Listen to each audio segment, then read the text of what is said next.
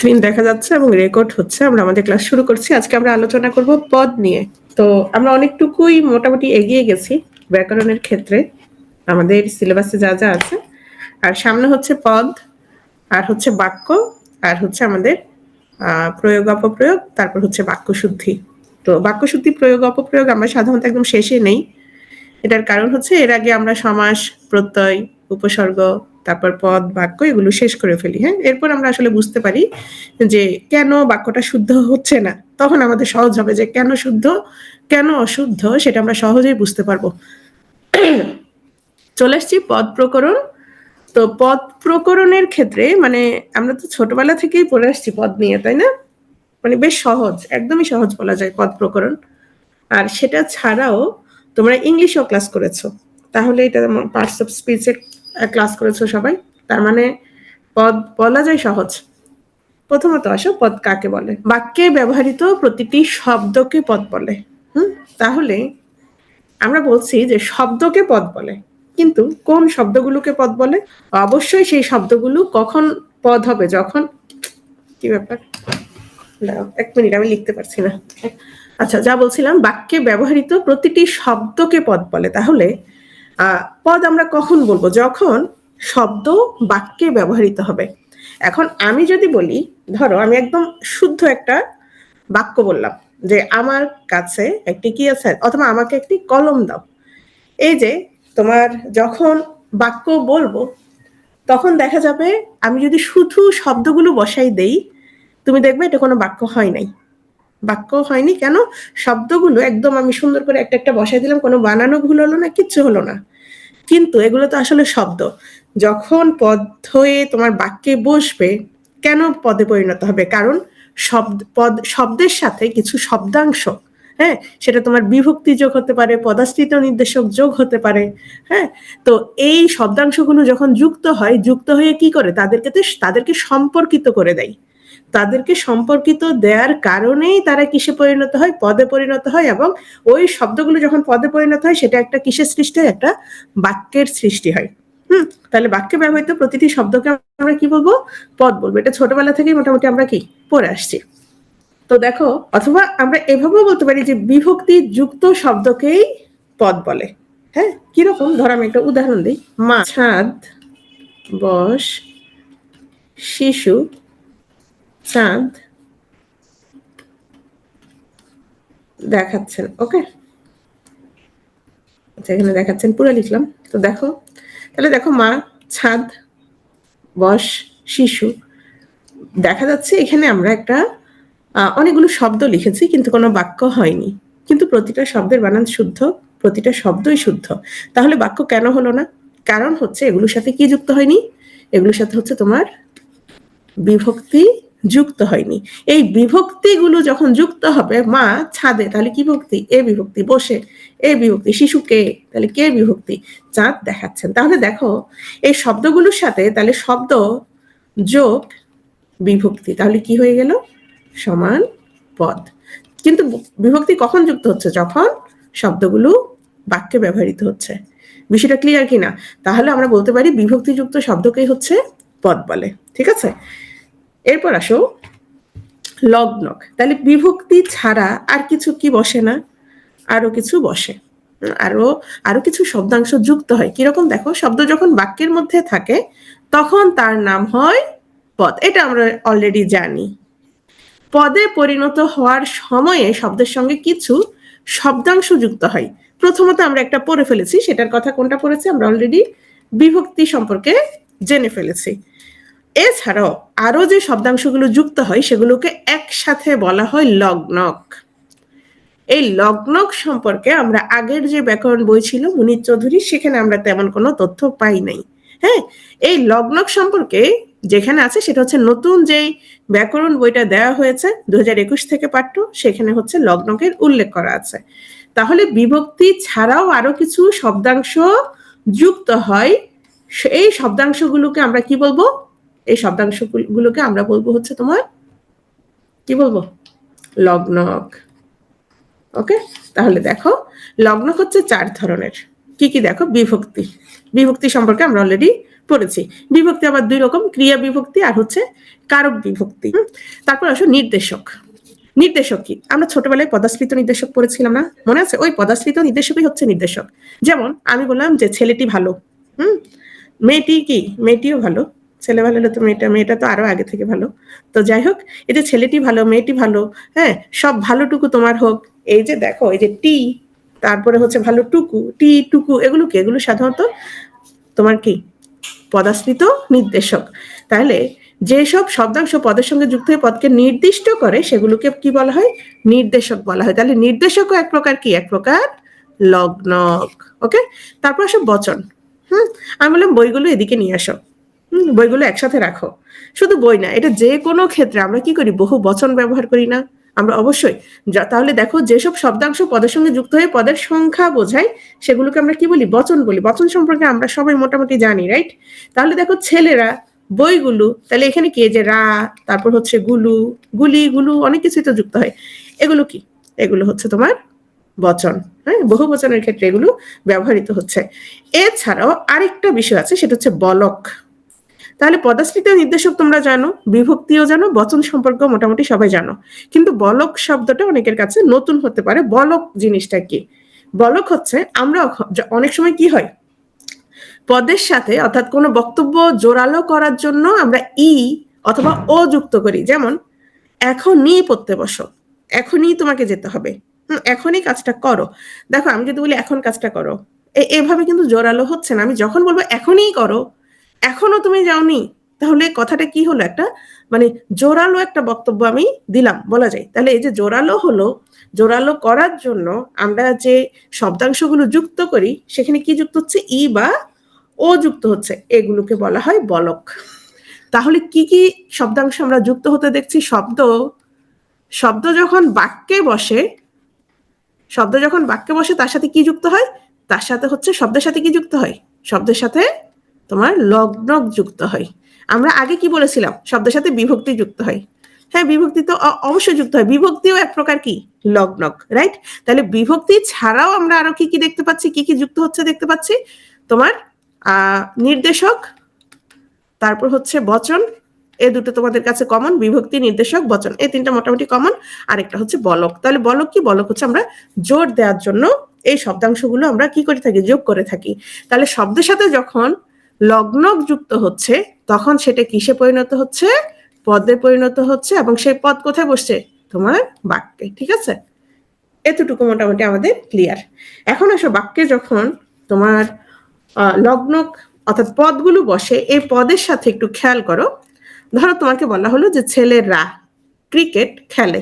ওকে, এখন তোমাকে বলা হলো যে এখানে স্বলগ্নক পদ কোনটি অথবা অলগ্নক পদ কোনটি? এটা একটু সবাই খেয়াল করো। স মানে কি?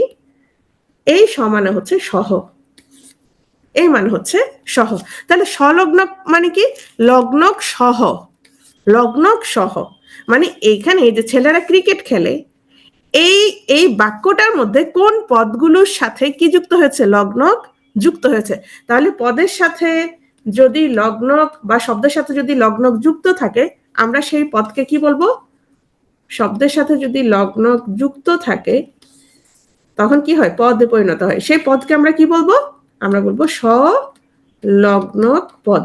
তাহলে দেখো তো, ছেলেরা, তাহলে এখানে বচন আছে, রাইট? তারপর হচ্ছে ক্রিকেট খেলে, হ্যাঁ, তাহলে এই বিভক্তি আছে। তাহলে এই যে ছেলেরা এবং খেলে, এগুলো হচ্ছে তোমার কি? স্বলগ্নক পদ। কারণ কি? এই পদগুলো কি? লগ্নক সহ, লগ্নক সহ। এখন দেখো, ক্রিকেটের সাথে কোনো লগ্নক নাই, তাহলে এটাকে আমরা কি বলবো? এটাকে আমরা বলবো অলগ্নক। ওকে, অলগ্নক। আর এই সমানে হচ্ছে সহ, আর আমি যদি বলি এই সমানে হচ্ছে নিজ। আমরা অনেক সময় এই যে তোমরা যখন আমাদেরকে বিয়ে শাদীর দাওয়াত দিবা, হ্যাঁ, যেমন নাফিউল হয়তো ধরো আমাকে দাওয়াত দিল, তো লিখলো ধরো যে তানহা ম্যাম সপরিবার, এই যে সপরিবার, তাহলে এটা কি? এটা ভুল। সপরিবার মানে তানহা ম্যাম নিজ পরিবার, এরকম না। ওটা হবে হচ্ছে শুধু দন্তাস, সপরিবার। কেন? ওই যে পরিবার সহ, বুঝতে পেরেছো? এই ঠিক একই রকম যে স্বলগ্নক মানে কি? লগ্নক সহ। ক্লিয়ার বিষয়টা? তাহলে এইটুকু আমরা বুঝলাম। তাহলে প্রথমত আমরা পদের একটা ডেফিনেশন পড়লাম, যে শব্দের সাথে শব্দগুলো যখন বাক্যে বসে তখন সেটা কিসে পরিণত হয়? পদে পরিণত হয়। এখন শব্দ পদে পরিণত হওয়ার জন্য কিছু শব্দাংশ যুক্ত হয়। সেই শব্দাংশগুলোকে আমরা কি বলছি? সেই শব্দাংশগুলোকে আমরা বলছি লগ্নক। এই লগ্নকে কি কি আছে? বিভক্তি আছে, তারপর আছে বচন আছে, তারপর হচ্ছে নির্দেশক আছে, তারপর কি আছে? বলক আছে। ওকে, আচ্ছা, তাহলে যদি লগ্নক যুক্ত থাকে সেটাকে আমরা বলবো স্বলগ্নক, আর যদি লগ্নক যুক্ত না থাকে সেটাকে আমরা বলবো অলগ্নক। আশা করি এতটুকু সবার কাছে ক্লিয়ার। নেক্সট, পদের প্রকারভেদ। আমরা পদ কাকে বলে আমরা পড়ে ফেলেছি, এখন আমরা পদের প্রকারভেদটা আমরা একটু দেখি। পদ প্রধানত দুই প্রকার। এই দুই প্রকার কি কি? আচ্ছা, আরো কিছু আছে এখানে স্লাইডে মনে হয় আছে। পদ প্রধানত দুই প্রকার, সেটা হচ্ছে সব্যয় পদ আর অব্যয় পদ। আমরা ছোটবেলা থেকে পড়ে আসছি পদ 5 প্রকার। ওকে, কোনো সমস্যা নেই, কিন্তু যখন এই প্রধানত শব্দটা উল্লেখ করে দিবে, বলে দিবে, তখন আমরা অবশ্যই এতটুকু বলবো যে পদ প্রধানত দুই প্রকার, সব্যয় আর হচ্ছে অব্যয়, যার কোনো কি নাই, যার কোনো ব্যয় নেই। ওকে, আর সব্যয় পদ, কেন সব্যয় আর অব্যয় বলা হচ্ছে সেটা আমরা পরে জানবো। তাহলে আসি, আর যদি বলা হয়, আচ্ছা, সব্যয় পদ তাহলে কি কি? বিশেষ্য, বিশেষণ, সর্বনাম, ক্রিয়া। ঠিক আছে, আর অব্যয় কি? যার কোনো ব্যয় নেই, যার সাথে কোনো কিছু যুক্ত হয় না, বিভক্তি যুক্ত হয় না, তারপরে তোমার পরিবর্তন হয় না, কোনো কিছুই হয় না, যার কোনো ব্যয় নেই, সেটাই হচ্ছে কি? অব্যয় পদ। ঠিক আছে, তাহলে পদ যদি বলা হয় পদ কত প্রকার? পদ হচ্ছে 5 প্রকার। কি কি? বিশেষ্য, বিশেষণ, সর্বনাম, অব্যয়, ক্রিয়া। এখন আমাদের যে নতুন ব্যাকরণ বই, সেখানে পদ দেয়া আছে 8 প্রকার। তোমাদের মনে হতে পারে যে আমরা কোনটা উল্লেখ করবো। আমরা প্রথমেই বলে দিয়েছি, যদি দুটোই থাকে সবসময় নতুন বই ফলো করতে হবে। এটা হচ্ছে ধর্ম, জগতের ধর্ম। নতুন হচ্ছে কি? নতুন আসবে, তাকে ফলো করতে হবে, এবং পুরানকে সে তাড়িয়ে দিবে আস্তে আস্তে। হ্যাঁ, যখন তোমার নতুন বইটা তোমার স্টাবলিশ হয়ে যাবে, এখনো বেশি দিন হয় নাই, আস্তে আস্তে আস্তে দেখা যাবে ওভাবেই প্রশ্নগুলো হতে থাকবে। এখন হচ্ছে বিভিন্ন বইয়ের সাথে মাত্র যুক্ত হয়েছে, দুটোই আছে, পুরাতনও আছে, নতুনও আছে। আমরাও পড়ানোর সময় পুরাতনটাও পড়াচ্ছি, নতুনটাও পড়াচ্ছি, কিন্তু আরো পরে আস্তে আস্তে সবাই আর এই কাজটা করতে হবে না। তাহলে যদি নতুনের ক্ষেত্রে দেখি আমরা, পদ হচ্ছে 8 প্রকার। কি কি? বিশেষ্য, বিশেষণ, সর্বনাম, ক্রিয়া। রাইট, এতটুকু হচ্ছে কি পদ? সব্যয়, যেটা আমরা জানি। তাহলে বাকিগুলো আসলে কোত্থেকে আসলো? শোনো, বিষয়টা হচ্ছে এই যে যোজক, যোজক হচ্ছে কি? যোজক হচ্ছে মূলত অব্যয়। রাইট, তো এইভাবে হচ্ছে বাকিগুলোকে কি করা হলো? ভাগ করা হলো। কিরকম? খেয়াল করো, প্রচলিত ব্যাকরণে কত প্রকার আছে? 5 প্রকার। কিন্তু প্রমিত ব্যাকরণে তোমার কত প্রকার? 8 প্রকার। ওই 5 প্রকারকে ভেঙেই মূলত কত প্রকার করা হয়েছে? 8 প্রকার করা হয়েছে। এই বিশেষণকে ভেঙে বিশেষণ ও ক্রিয়া বিশেষণ করা হয়েছে, আর অব্যয়কে ভেঙে করা হয়েছে যোজক, অনুসর্গ, আর কি? আবেগ শব্দ, নাম দিয়ে। তাহলে এখানে এই জিনিসটা আমি বুঝিয়ে দিয়েছি। যেমন বিশেষ্য, সর্বনাম, বিশেষণ, ক্রিয়া, এগুলোর কোনো সমস্যা নেই। ঠিক আছে, তাহলে এই বিশেষণকে কি করা হলো? ওই যে আরেকটা নতুন প্রকারভেদ, ক্রিয়া বিশেষণ। আচ্ছা, এটা আমরা এমনিতেই পড়তাম, ঠিক আছে, তারপরেও নতুন যে তোমার প্রকারভেদটা আছে সেখানে আছে। আর অব্যয়, অব্যয় হচ্ছে আমরা নর্মালি 3 প্রকার পড়তাম, সমুচ্চয়ী, অনুসর্গ, অনন্যয়, কিন্তু এখানে দেওয়া হচ্ছে কি? যোজক করা হয়েছে, আর আলাদা করে অনুসর্গ আর আবেগ শব্দ। আমরা এগুলো পরে আলোচনা করব। আগে আমরা 5 প্রকার সম্পর্কে প্রচলিত যে আলোচনা বা যেভাবে আমরা সবসময় পড়ে এসেছি, আমি প্রথমে সেভাবে আলোচনা করব। এরপর হচ্ছে নতুন বইয়ে যা যা যুক্ত করা হয়েছে সে সম্পর্কিত একটা ধারণা অবশ্যই আমরা নিয়ে নিব। আমাদের স্লাইডের শেষের দিকে যুক্ত আছে। তবে মজার বিষয় হচ্ছে, আমি যখন এই 5 প্রকার পড়ে ফেলবো, তখন তুমি নিজেই বুঝে যাবা যে বাকি যে 3 প্রকার সেটা আসলে অলরেডি আমরা পড়ে ফেলেছি। বুঝতে পারছি? এটা ইংলিশের মতো করা হয়েছে। এখন আসো, পদ বা পদ প্রকরণ কোথায় আলোচনা করা হয়? পদ বা পদ প্রকরণ আমরা এখন যেটা পড়ছি সেটা হচ্ছে ব্যাকরণের শব্দ তত্ত্বে আলোচিত হয়। এগুলো অনেক সময় আসে, যেমন ধ্বনি, ব্যাকরণের কোন অংশে আলোচনা করা হয়? হ্যাঁ, প্রত্যয়। তারপর হচ্ছে এখন আমরা পড়ছি পদ বা পদ প্রকরণ। তবে পদক্রম এবং পদ পরিবর্তন, হ্যাঁ, বাক্যে পদগুলো কোনটা বসবে, অর্থাৎ অর্ডারটা কিভাবে হবে, হ্যাঁ, সেটা, আর হচ্ছে পদ পরিবর্তন, সেটা হচ্ছে বাক্য তত্ত্বে আলোচিত হয়। তাহলে এটা আমরা একটু খেয়াল রাখবো। যদি বলা হয় পদ বা পদ প্রকরণ কোথায় আলোচনা করা হয়, সেটা হচ্ছে শব্দ তত্ত্বে। আর পদক্রম বা পদ পরিবর্তন, আচ্ছা সবাইকে একটা কথা বলি, এই যে পদক্রম বা পদ পরিবর্তন, তাহলে অবশ্যই সেটা কিসে বসবে? বাক্যে বসবে। পদ যখন পরিবর্তন করতে হচ্ছে সেটা কিসে বসছে? পদক্রম অবশ্যই বাক্যের সাথে সংশ্লিষ্ট, তাহলে সেটা হচ্ছে বাক্যতত্ত্বে আলোচিত হয়। চলে আসছি পদ নির্ণয়। আমি যখন তোমাকে শুধু একটা শব্দ বলবো, হ্যাঁ, তো আসলে সেটা তো শব্দ। আমি যদি বলি একটা শব্দ, আমি বললাম সুন্দর, সুন্দর, বলো তো কোন পদ? এভাবে বললাম, আসলে এটা একটা শব্দ। তাহলে পদ নির্ণয় করার জন্য এটা আসলে কিসে বসতে হবে? একটা বাক্যের মধ্যে বসতে হবে। যার কারণে তুমি দেখবা এভাবে হয়তো আমরা বলি যে বলো তো সুন্দর কি, তোমরা হয়তো বলবা কি অ্যাডজেক্টিভ। আসলে অ্যাডজেক্টিভ ছাড়াও কি তোমার এটা কি হতে পারে? তোমার নাউনও হতে পারে, রাইট? এটা কিসের উপর ডিপেন্ড করবে? বাক্যে, সরি, বাক্যে শব্দটা আসলে কিভাবে ব্যবহৃত হচ্ছে সেটার উপরে নির্ভর করবে। যেমন আমরা এখানে 3টা বাক্য দেখি। তোমার হাতে কি আছে, বা তোমার হাতে কি? একটা, ডাকাত আমার সব হাতিয়ে নিয়েছে, জঙ্গিরা হাত বোমা মেরে পালিয়ে গেল। 3টা বাক্য, 3টা বাক্যতেই কোন শব্দটা আছে? হাত আছে। এখন আমরা যদি বলি প্রথমত তোমার হাতে কি আছে? হাত, এখানে একটা অঙ্গের নাম, রাইট? তাহলে নাউন, বিশেষ্য। ডাকাত আমার সব হাতিয়ে নিয়েছে মানে কেড়ে নিয়েছে, তাহলে এটা একটা কি? এটা একটা ক্রিয়া, রাইট? এটা একটা তোমার ক্রিয়া, ওকে? জঙ্গিরা বোমা মেরে পালিয়ে গেল, তো সেই বোমাটা কেমন? সেই বোমাটা হচ্ছে হাত বোমা। তাহলে এটা একটা, এই বোমাটা কেমন সেটা যেহেতু বুঝিয়েছে, তাহলে এটা কি হচ্ছে? এটা হচ্ছে তোমার বিশেষণ, ওকে? এটা হচ্ছে বিশেষণ। বুঝতে পেরেছো বিষয়টা?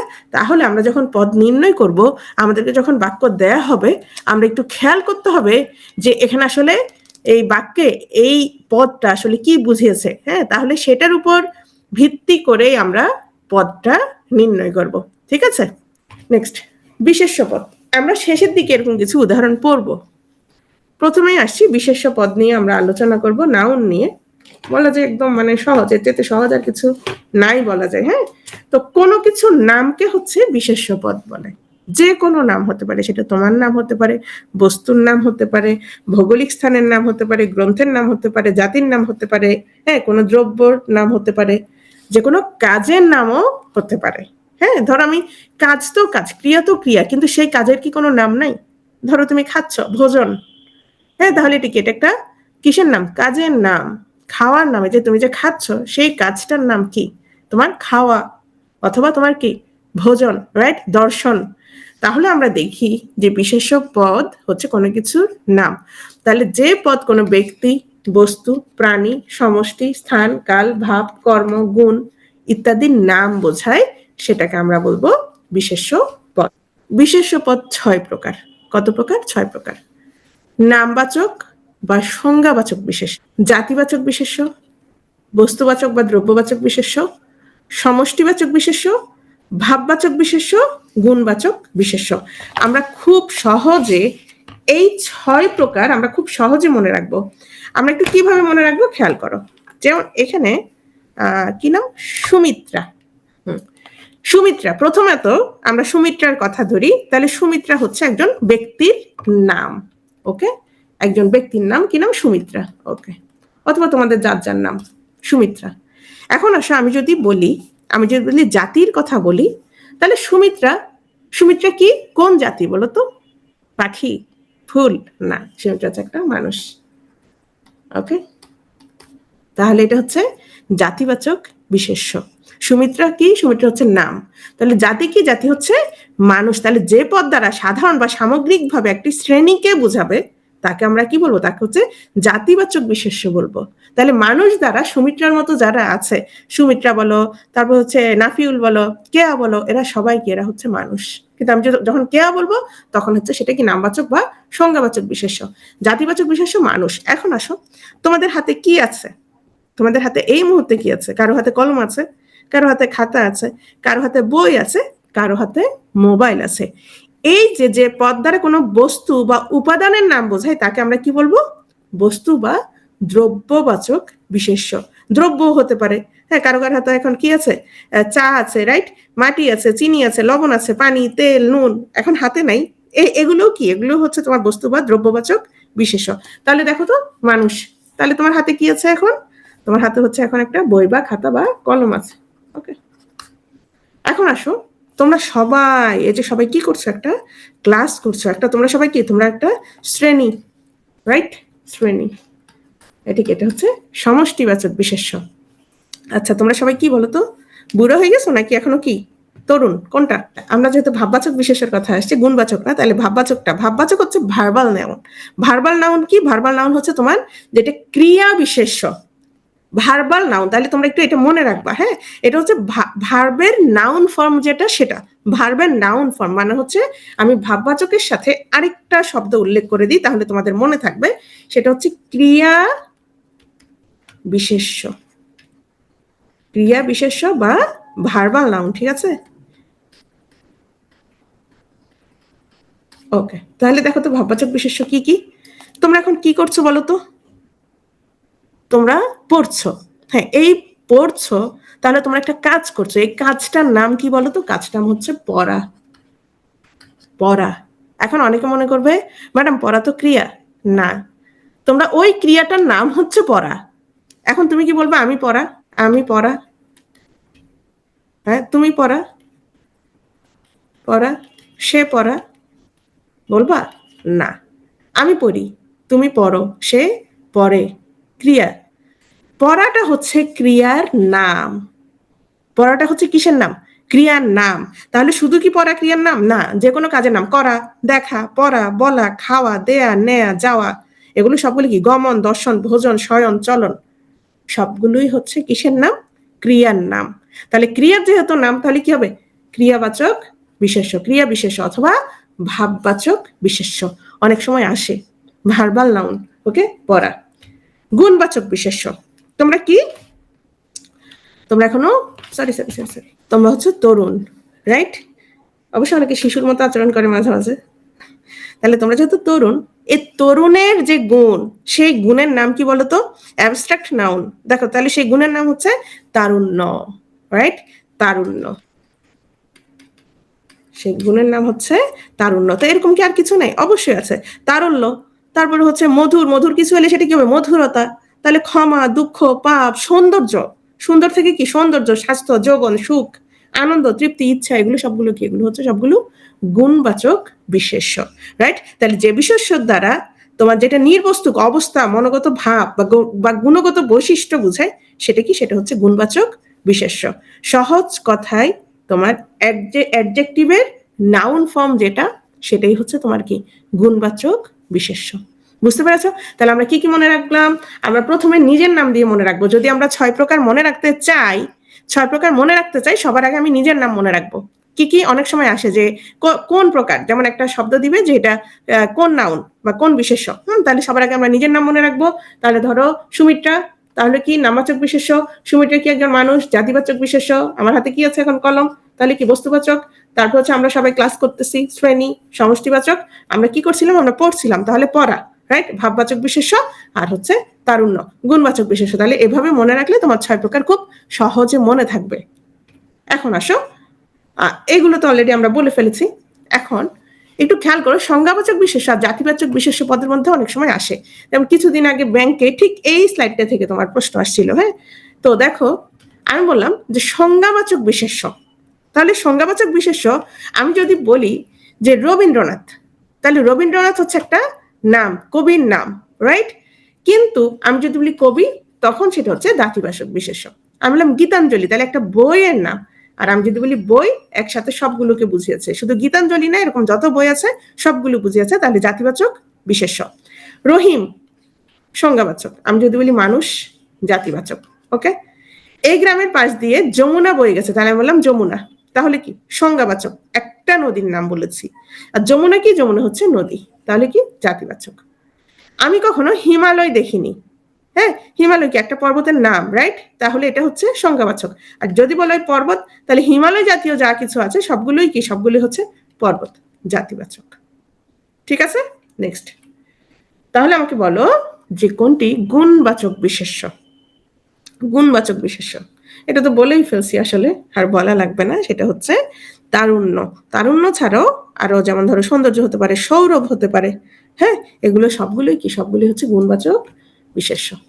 নেক্সট, সর্বনাম পদ। তাহলে সর্বনাম কি? সর্বনাম হচ্ছে যেটা বিশেষ্য পদের পরিবর্তে যে পদ ব্যবহৃত হয় সেটাকেই হচ্ছে সর্বনাম পদ বলে। আমি সহজে বলে ফেলি তোমরা, এটা কত সহজ। এখানে 540 জন আছে, যদি 540 জনের নাম বলতে যেতাম তাহলে আমার অবস্থা খারাপ হয়ে যেত। তার পরিবর্তে আমি কি বলে ফেললাম? বিশেষ্য পদ, এত এত নাম, এত এত নামের পরিবর্তে আমি বললাম তোমরা, বাস, সহজ। আমরা, আমি, হ্যাঁ, তাহলে এগুলো হচ্ছে তোমার বিশেষ্য পদের পরিবর্তে ব্যবহৃত হয়েছে। তাহলে সর্বনাম পদ একটু খেয়াল করো, যে সাকিব ভালো ছেলে, তাহলে আমি বললাম সাকিব ভালো ছেলে, সাকিব প্রতিদিন স্কুলে যায়। তো বারবার সাকিব বলার চাইতে আমি সাকিবের পরিবর্তে কি ব্যবহার করতে পারি? আমার সর্বনামটা ব্যবহার করতে পারি। হ্যাঁ, এই সাকিবের পরিবর্তে আমি কি ব্যবহার করলাম? সে। এটাই হচ্ছে সর্বনাম পদ। তো এখানে আসো, সর্বনাম পদের শ্রেণী বিভাগ। আমরা একটু সর্বনাম পদের শ্রেণী বিভাগ দেখি, এবং সর্বনাম পদের শ্রেণী বিভাগ থেকে মেবি গতবার প্রশ্ন আসছিল, সবাই একটু মনোযোগ দেই। প্রথমে আসো ব্যক্তিবাচক বা পুরুষবাচক। আচ্ছা, ব্যক্তি বা পুরুষ যেহেতু পার্সোনাল, তাহলে দেখো তো খুব সহজ না? তাহলে বাক্যের ব্যাকরণিক পক্ষ বা পুরুষ, অর্থাৎ বক্তা, শ্রোতা বা অন্য, মানে যে থাকে না, হ্যাঁ, তৃতীয় পক্ষ, এই তিনটিকে নির্দেশ করে হচ্ছে ব্যক্তিবাচক বা তোমার পুরুষবাচক সর্বনাম। যেমন আমি, আমরা, প্রথমত আমরা, তারপর হচ্ছে তুমি, তোমরা, তারপর হচ্ছে সে। তাহলে আবার আমরা যদি বহুবচনে যাই, তারা, তাহারা, তিনি, তারা, তাহলে এগুলো হচ্ছে কি? ব্যক্তিবাচক বা পুরুষবাচক। ব্যক্তিবাচক বা পুরুষবাচক। এখন হচ্ছে আত্মবাচক। আত্ম মানে কি? আত্ম মানে হচ্ছে নিজ। হ্যাঁ, কর্তা নিজেই কোনো কাজ করছে, এই ভাবটি যখন জোর দিয়ে বোঝানো হয়, বোঝানোর জন্য এই ধরনের সর্বনামটা ব্যবহৃত হয়। হ্যাঁ, তাহলে দেখো এখানে আত্মবাচক সর্বনাম বাক্যের যে কর্তা তার সঙ্গে কি করছে? অভিন্নতা নির্দেশ করছে। তাহলে স্বয়ং, নিজ, খোদ, খোদ বলি না, খোদ, আপনি। আচ্ছা, খোদ দুইবার আসছে। হ্যাঁ, তাহলে আত্মবাচক, আত্ম মানে নিজ, তাহলে এভাবে আমরা মনে রাখবো। নেক্সট, সামীপ্য। সামীপ্য মানে কি? নৈকট্য। সামীপ্য মানে কি? নৈকট্য, কাছের। এখন যে জিনিসটা আমার সামনে থাকবে, অথবা আমার সামনে একজন আছে, আমি তাকে বললাম এই, হ্যাঁ এই, আমি বললাম এটি দাও, তাহলে এই বললাম, এটি বললাম, তাহলে এগুলো কি? এগুলো আমাদের সামনে আছে কিনা বলো তো? এগুলো আমাদের সামনে আছে। তাহলে সামনে যেহেতু আছে, এগুলো তাহলে কি? এগুলো হচ্ছে তোমার সামীপ্যবাচক। এখন যদি আমি বলি ওটি, ওই, ওই সব, উনি, উনি, হ্যাঁ, তাহলে এই যে আমি বললাম উনি, আমি ইনি যখন বলবো তার মানে কি? তাহলে ইনি আমার সামনে আছে, ইহারা মানে আমার সামনে আছে, তাহলে সামীপ্য। কিন্তু আমি যখন বলবো উনি, আমি যদি বলবো ওই, ওই সব, ওটা, তখন কি হবে? তাহলে এটা সামীপ্য হলে সেটা কি হবে? সেটা দূরত্ববাচক হবে। আগেরটা যদি সামীপ্যবাচক হয়, তাহলে দূরত্ববাচক কোনটা? ওই, ওই সব, হ্যাঁ, ওটি, ওটা, উনি, এই তো। সাকল্য, সবকিছু একসাথে, সকল, সকল থেকে সাকল্য। তাহলে সাকল্য কি হবে? ব্যক্তি, বস্তু বা ভাবের একটা সামগ্রিক সমষ্টি বুঝাবে, একটা সমষ্টি বুঝাবে। তাহলে সব, সকল, সমুদয়, তাবৎ, এগুলো হচ্ছে সাকল্যবাচক সর্বনাম। প্রশ্নবাচক, এটা দেখলেই বুঝবে, কে, কি, কোন, কাহার, কার, কিসে, এগুলো সবগুলি হচ্ছে কি? তোমার প্রশ্নবাচক। অনির্দিষ্টতা জ্ঞাপক, এটা কে নিয়েছে? কেউ একজন নিয়েছে, আমি তাকে জানি না, আসলে কে নিয়েছে আমি নির্দিষ্ট না, কিছু, কিছু একটা দাও, হ্যাঁ, কেহ, কোন, তাহলে এগুলো কি? এগুলো হচ্ছে তোমার অনির্দিষ্ট বা পরিচয়হীন কোনো কিছুকে ব্যবহৃত হয়, এই অনির্দিষ্টতা জ্ঞাপক সর্বনাম। ব্যতিহারিক। আচ্ছা, ব্যতিহারিক কি? ব্যতিহারিক আমরা কি পড়েছিলাম? বহুব্রীহি পড়েছিলাম। যখন তোমার ক্রিয়ার পারস্পরিক অর্থে যে কোনো কিছু ব্যতিহারিক দেখলেই তুমি বুঝে যাবা এখানে কি? এখানে পারস্পরিক বিষয়টা আছে। তাহলে ব্যতিহারিকের ক্ষেত্রে আমরা বলবো যে দুপক্ষের সহযোগ বা পারস্পরিক নির্ভরতা এখানে বুঝাবে। তাহলে কি কি? আপনা আপনি, নিজে নিজে, আপোষে, আপোষ কখনো একলা হয় না, হ্যাঁ, আপোষে। এরপর আসো সংযোগ জ্ঞাপক। সংযোগ জ্ঞাপক কি? সেটা দুটো বাক্যের সংযোগ ঘটায়।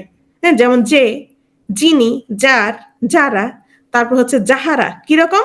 যেমন স্টেশনে এসে দেখি যে দেখো ট্রেনটি চলে গেছে, ট্রেনটি চলে গেছে। আবার আসো, তারপরে তোমার এগুলো কি? এগুলো হচ্ছে তোমার সংযোগ জ্ঞাপক। এরপরে আসো অন্যাদিবাচক। তাহলে অন্য, এখানে নিজ ভিন্ন, অন্য কোনো অনির্দিষ্ট ব্যক্তিকে যখন বোঝাবে তখন সেটাকে আমরা বলবো অন্যাদিবাচক, যেমন অন্য, অপর, পর। তাহলে দেখো তো আমরা সহজে পারবো কিনা? আমরা অবশ্যই পারবো। এখন অনেকের মনে হতে পারে এতগুলো কিভাবে মনে রাখবো? এতগুলো তুমি জাস্ট তোমার নামটা পড়বা আর মানে উদাহরণগুলো পড়বা, তাহলে তোমার কিভাবে মনে রাখবে? তুমি যখন কোনো প্রশ্ন দেখবা তখন তোমার সেটা অটো মনে থাকবে। যেমন আমি কিছুক্ষণ পরে প্রশ্ন রেখেছি, সাপেক্ষ সর্বনাম। কখনো কখনো পরস্পর সম্পর্কযুক্ত একাধিক সর্বনাম পদ একই সঙ্গে ব্যবহৃত হয়ে তোমার দুটো বাক্যের সংযোগ সাধন করে, তখন সেগুলোকে বলা হয় সাপেক্ষ সর্বনাম। কিরকম? যত চাও তত লও, তারপরে যত গর্জে তত বর্ষে না, যত বড় মুখ নাও তত বড় কথা, হ্যাঁ, যত চেষ্টা করবে ততই কি সাফল্যের সম্ভাবনা। এগুলো হচ্ছে তোমার সাপেক্ষ সর্বনাম। কোনটি প্রশ্নবাচক সর্বনামের উদাহরণ বলো তো? এটা দেখলেই বোঝা যাবে, রাইট? কোনটি প্রশ্নবাচক তোমার সর্বনামের উদাহরণ? প্রশ্নবাচক যেহেতু আছে তাহলে কি হবে? কে, কারা, কাকে, কার, কি, কোন, কিসে, কবে। তাহলে এটাই হচ্ছে প্রশ্নবাচক সর্বনামের উদাহরণ। আচ্ছা, আমি যদি বলি স্বয়ং, দেখো তো এখন তোমরা নিজে নিজে পারো কিনা। আমি বললাম স্বয়ং, অথবা আমি বললাম খোদ, আমি বললাম নিজে, তাহলে বলো তো এগুলো কি বাচক সর্বনাম? খুব সহজ, স্বয়ং, খোদ, নিজে। তাহলে কি হবে? তোমার রিফ্লেক্সিভ, আত্মবাচক, আত্মবাচক সর্বনাম। ঠিক আছে, তাহলে এটা তো প্রশ্নবাচক, এটা আমরা জানি। আর যদি সকল, তাহলে কি হবে? সকল আছে, তাহলে সকল থাকলে কি হবে? সব, সবাই, সকল, সমুদয়, তাবৎ। কি হবে বলো তো? সাকল্যবাচক। কি হবে? সাকল্যবাচক। ওকে, তারপর আসো, যে জিনিসটা কাছে আছে, যে জিনিসটা কাছে আছে সেটাকে আমি ওইটি বলবো না এটি বলবো? কোনটা বলবো? যে জিনিসটা কাছে আছে সেটাকে আমি কি বলবো? সেটাকে আমি অবশ্যই এটি বলবো। তাহলে যদি এটি হয়, এটি যদি হয়, তাহলে এটা কি হবে? এটা হচ্ছে সামীপ্যবাচক। এটা কি হবে? এটা হচ্ছে সামীপ্যবাচক। তো এটি যদি সামীপ্যবাচক হয় তাহলে ওই, ওই সব, ওটা, ওটি, তাহলে ওটি কি হবে? ওটি হবে দূরত্ববাচক। ঠিক আছে, আশা করি পারবা। তাহলে আমরা কি কি বললাম? ব্যক্তিবাচক, যেটা তোমার কি বুঝাবে? ব্যাকরণের যে পুরুষ, পুরুষ বুঝাবে। পুরুষ কি? আমি, তুমি, সে। তাহলে আমি, তুমি, সে যদি বুঝাই, সেগুলোর আবার কি বুঝাবে? তোমার বহুবচনটাও বুঝাবে। ওকে, আমি, আমরা, আমরা, আমাকে, তুমি, তোমরা, তোমারা, তোমাকে। ঠিক আছে, আত্মবাচক। আত্মবাচক হচ্ছে কি? কর্তা নিজেই যখন কাজ করে, এই ভাবটা জোর দিয়ে যখন বুঝাই তখন কি? তখন সেটা আত্মবাচক সর্বনাম। যেমন ব্যতিহারিক বা পারস্পরিক, তাহলে কি? আপনা আপনি, নিজে নিজে, রাইট? সাকল্যবাচক, সব, সবাই। সামীপ্যবাচক, তাহলে নিকটে।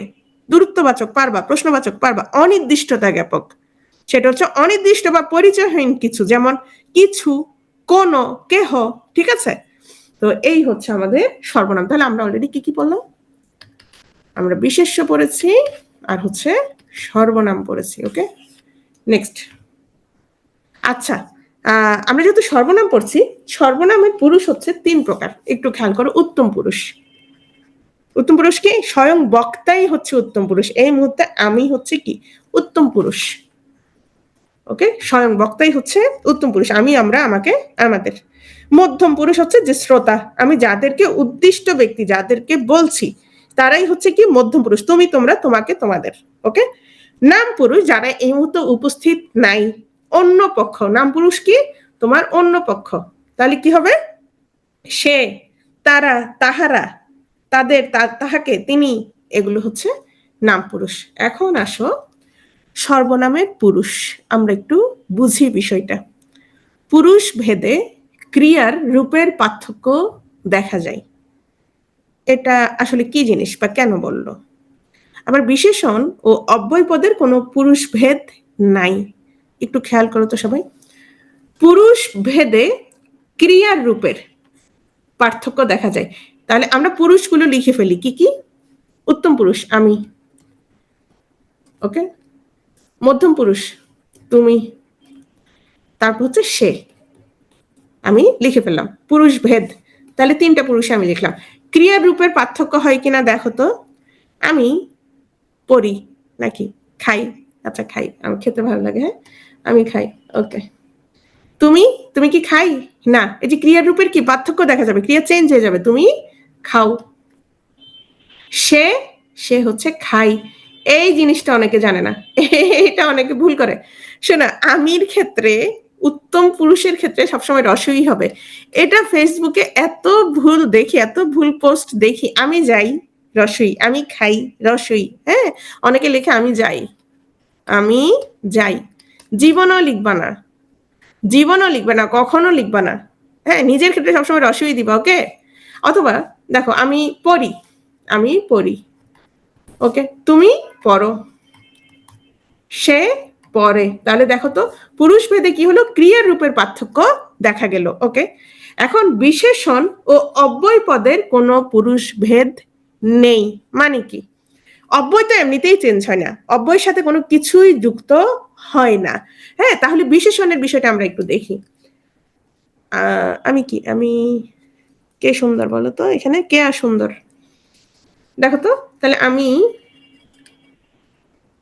তুমি, সে। এখন আমি যদি বলি আমি সুন্দর, আমি ভালো, আমি খারাপ, আমি দুষ্ট, যাই বলি না কেন, দেখো তো, তুমি সুন্দর, তুমি ভালো, তুমি দুষ্ট, কোনো পার্থক্য নাই, কোনো পুরুষ ভেদ নাই, কোনো পার্থক্য নাই, রাইট। তাহলে বিশেষণের কি হচ্ছে না, পুরুষ ভেদে কোনো পার্থক্য হচ্ছে না। তুমি তুমি সুন্দর, তুমি ভালো, তুমি দুষ্ট, কোনো পার্থক্য নেই। ওই ক্রিয়ার ক্ষেত্রে কিন্তু আমি পার্থক্যটা দেখতে পাচ্ছি, সে সুন্দর, সে ভালো, সে দুষ্ট, কোনো পার্থক্য নাই। এ কারণে যদি প্রশ্ন আসে পুরুষ ভেদে তোমার কোন পদের পার্থক্য দেখা যায়, তাহলে কি ক্রিয়ার পার্থক্য আমরা দেখতে পাই। ক্লিয়ার বিষয়টা? নেক্সট, বিশেষণ পদ। তাহলে আমাদের সর্বনাম শেষ, বিশেষ্য আর সর্বনাম পড়লাম। এখন আমরা চলে আসছি বিশেষণ, অ্যাডজেক্টিভ। তাহলে যে পদ বিশেষ্য, সর্বনাম অথবা ক্রিয়াপদের দোষ, গুণ, বৈশিষ্ট্য, সংখ্যা, পরিমাণ ইত্যাদি প্রকাশ করে সেটাকে আমরা বলবো বিশেষণ পদ। ঠিক আছে? তাহলে দেখো তো, তাহলে বিশেষণ পদ অন্য কোনো পদ সম্পর্কে কি দিবে, আমাদের তথ্য দিবে, ধারণা দিবে, অথবা অন্য কোনো পদকে কি করবে, বিশেষায়িত করবে। হ্যাঁ, যেমন একটা গাড়ি চলছে, আমি বললাম চলন্ত গাড়ি, তাহলে এই গাড়িটার অবস্থা সে বুঝিয়ে যায় গাড়িটা কিভাবে চলছে, রাইট। তারপর আসো আমরা যদি একটু দেখি, যেমন একটি ফটোগ্রাফ, এটা একটা বিখ্যাত কবিতা শামসুর রহমানের, সফেদ দেয়াল, তাহলে দেয়ালটা কেমন, সফেদ, সাদা। ফটোগ্রাফ কেমন, ফটোগ্রাফ শান্ত ফটোগ্রাফ, এগুলো সবগুলো বিশেষণ। অতিথি কেমন, অতিথি জিজ্ঞাসু। ছেলে কত বড় ছেলে, ছোট ছেলে। কণ্ঠস্বর কেমন, নিস্পৃহ।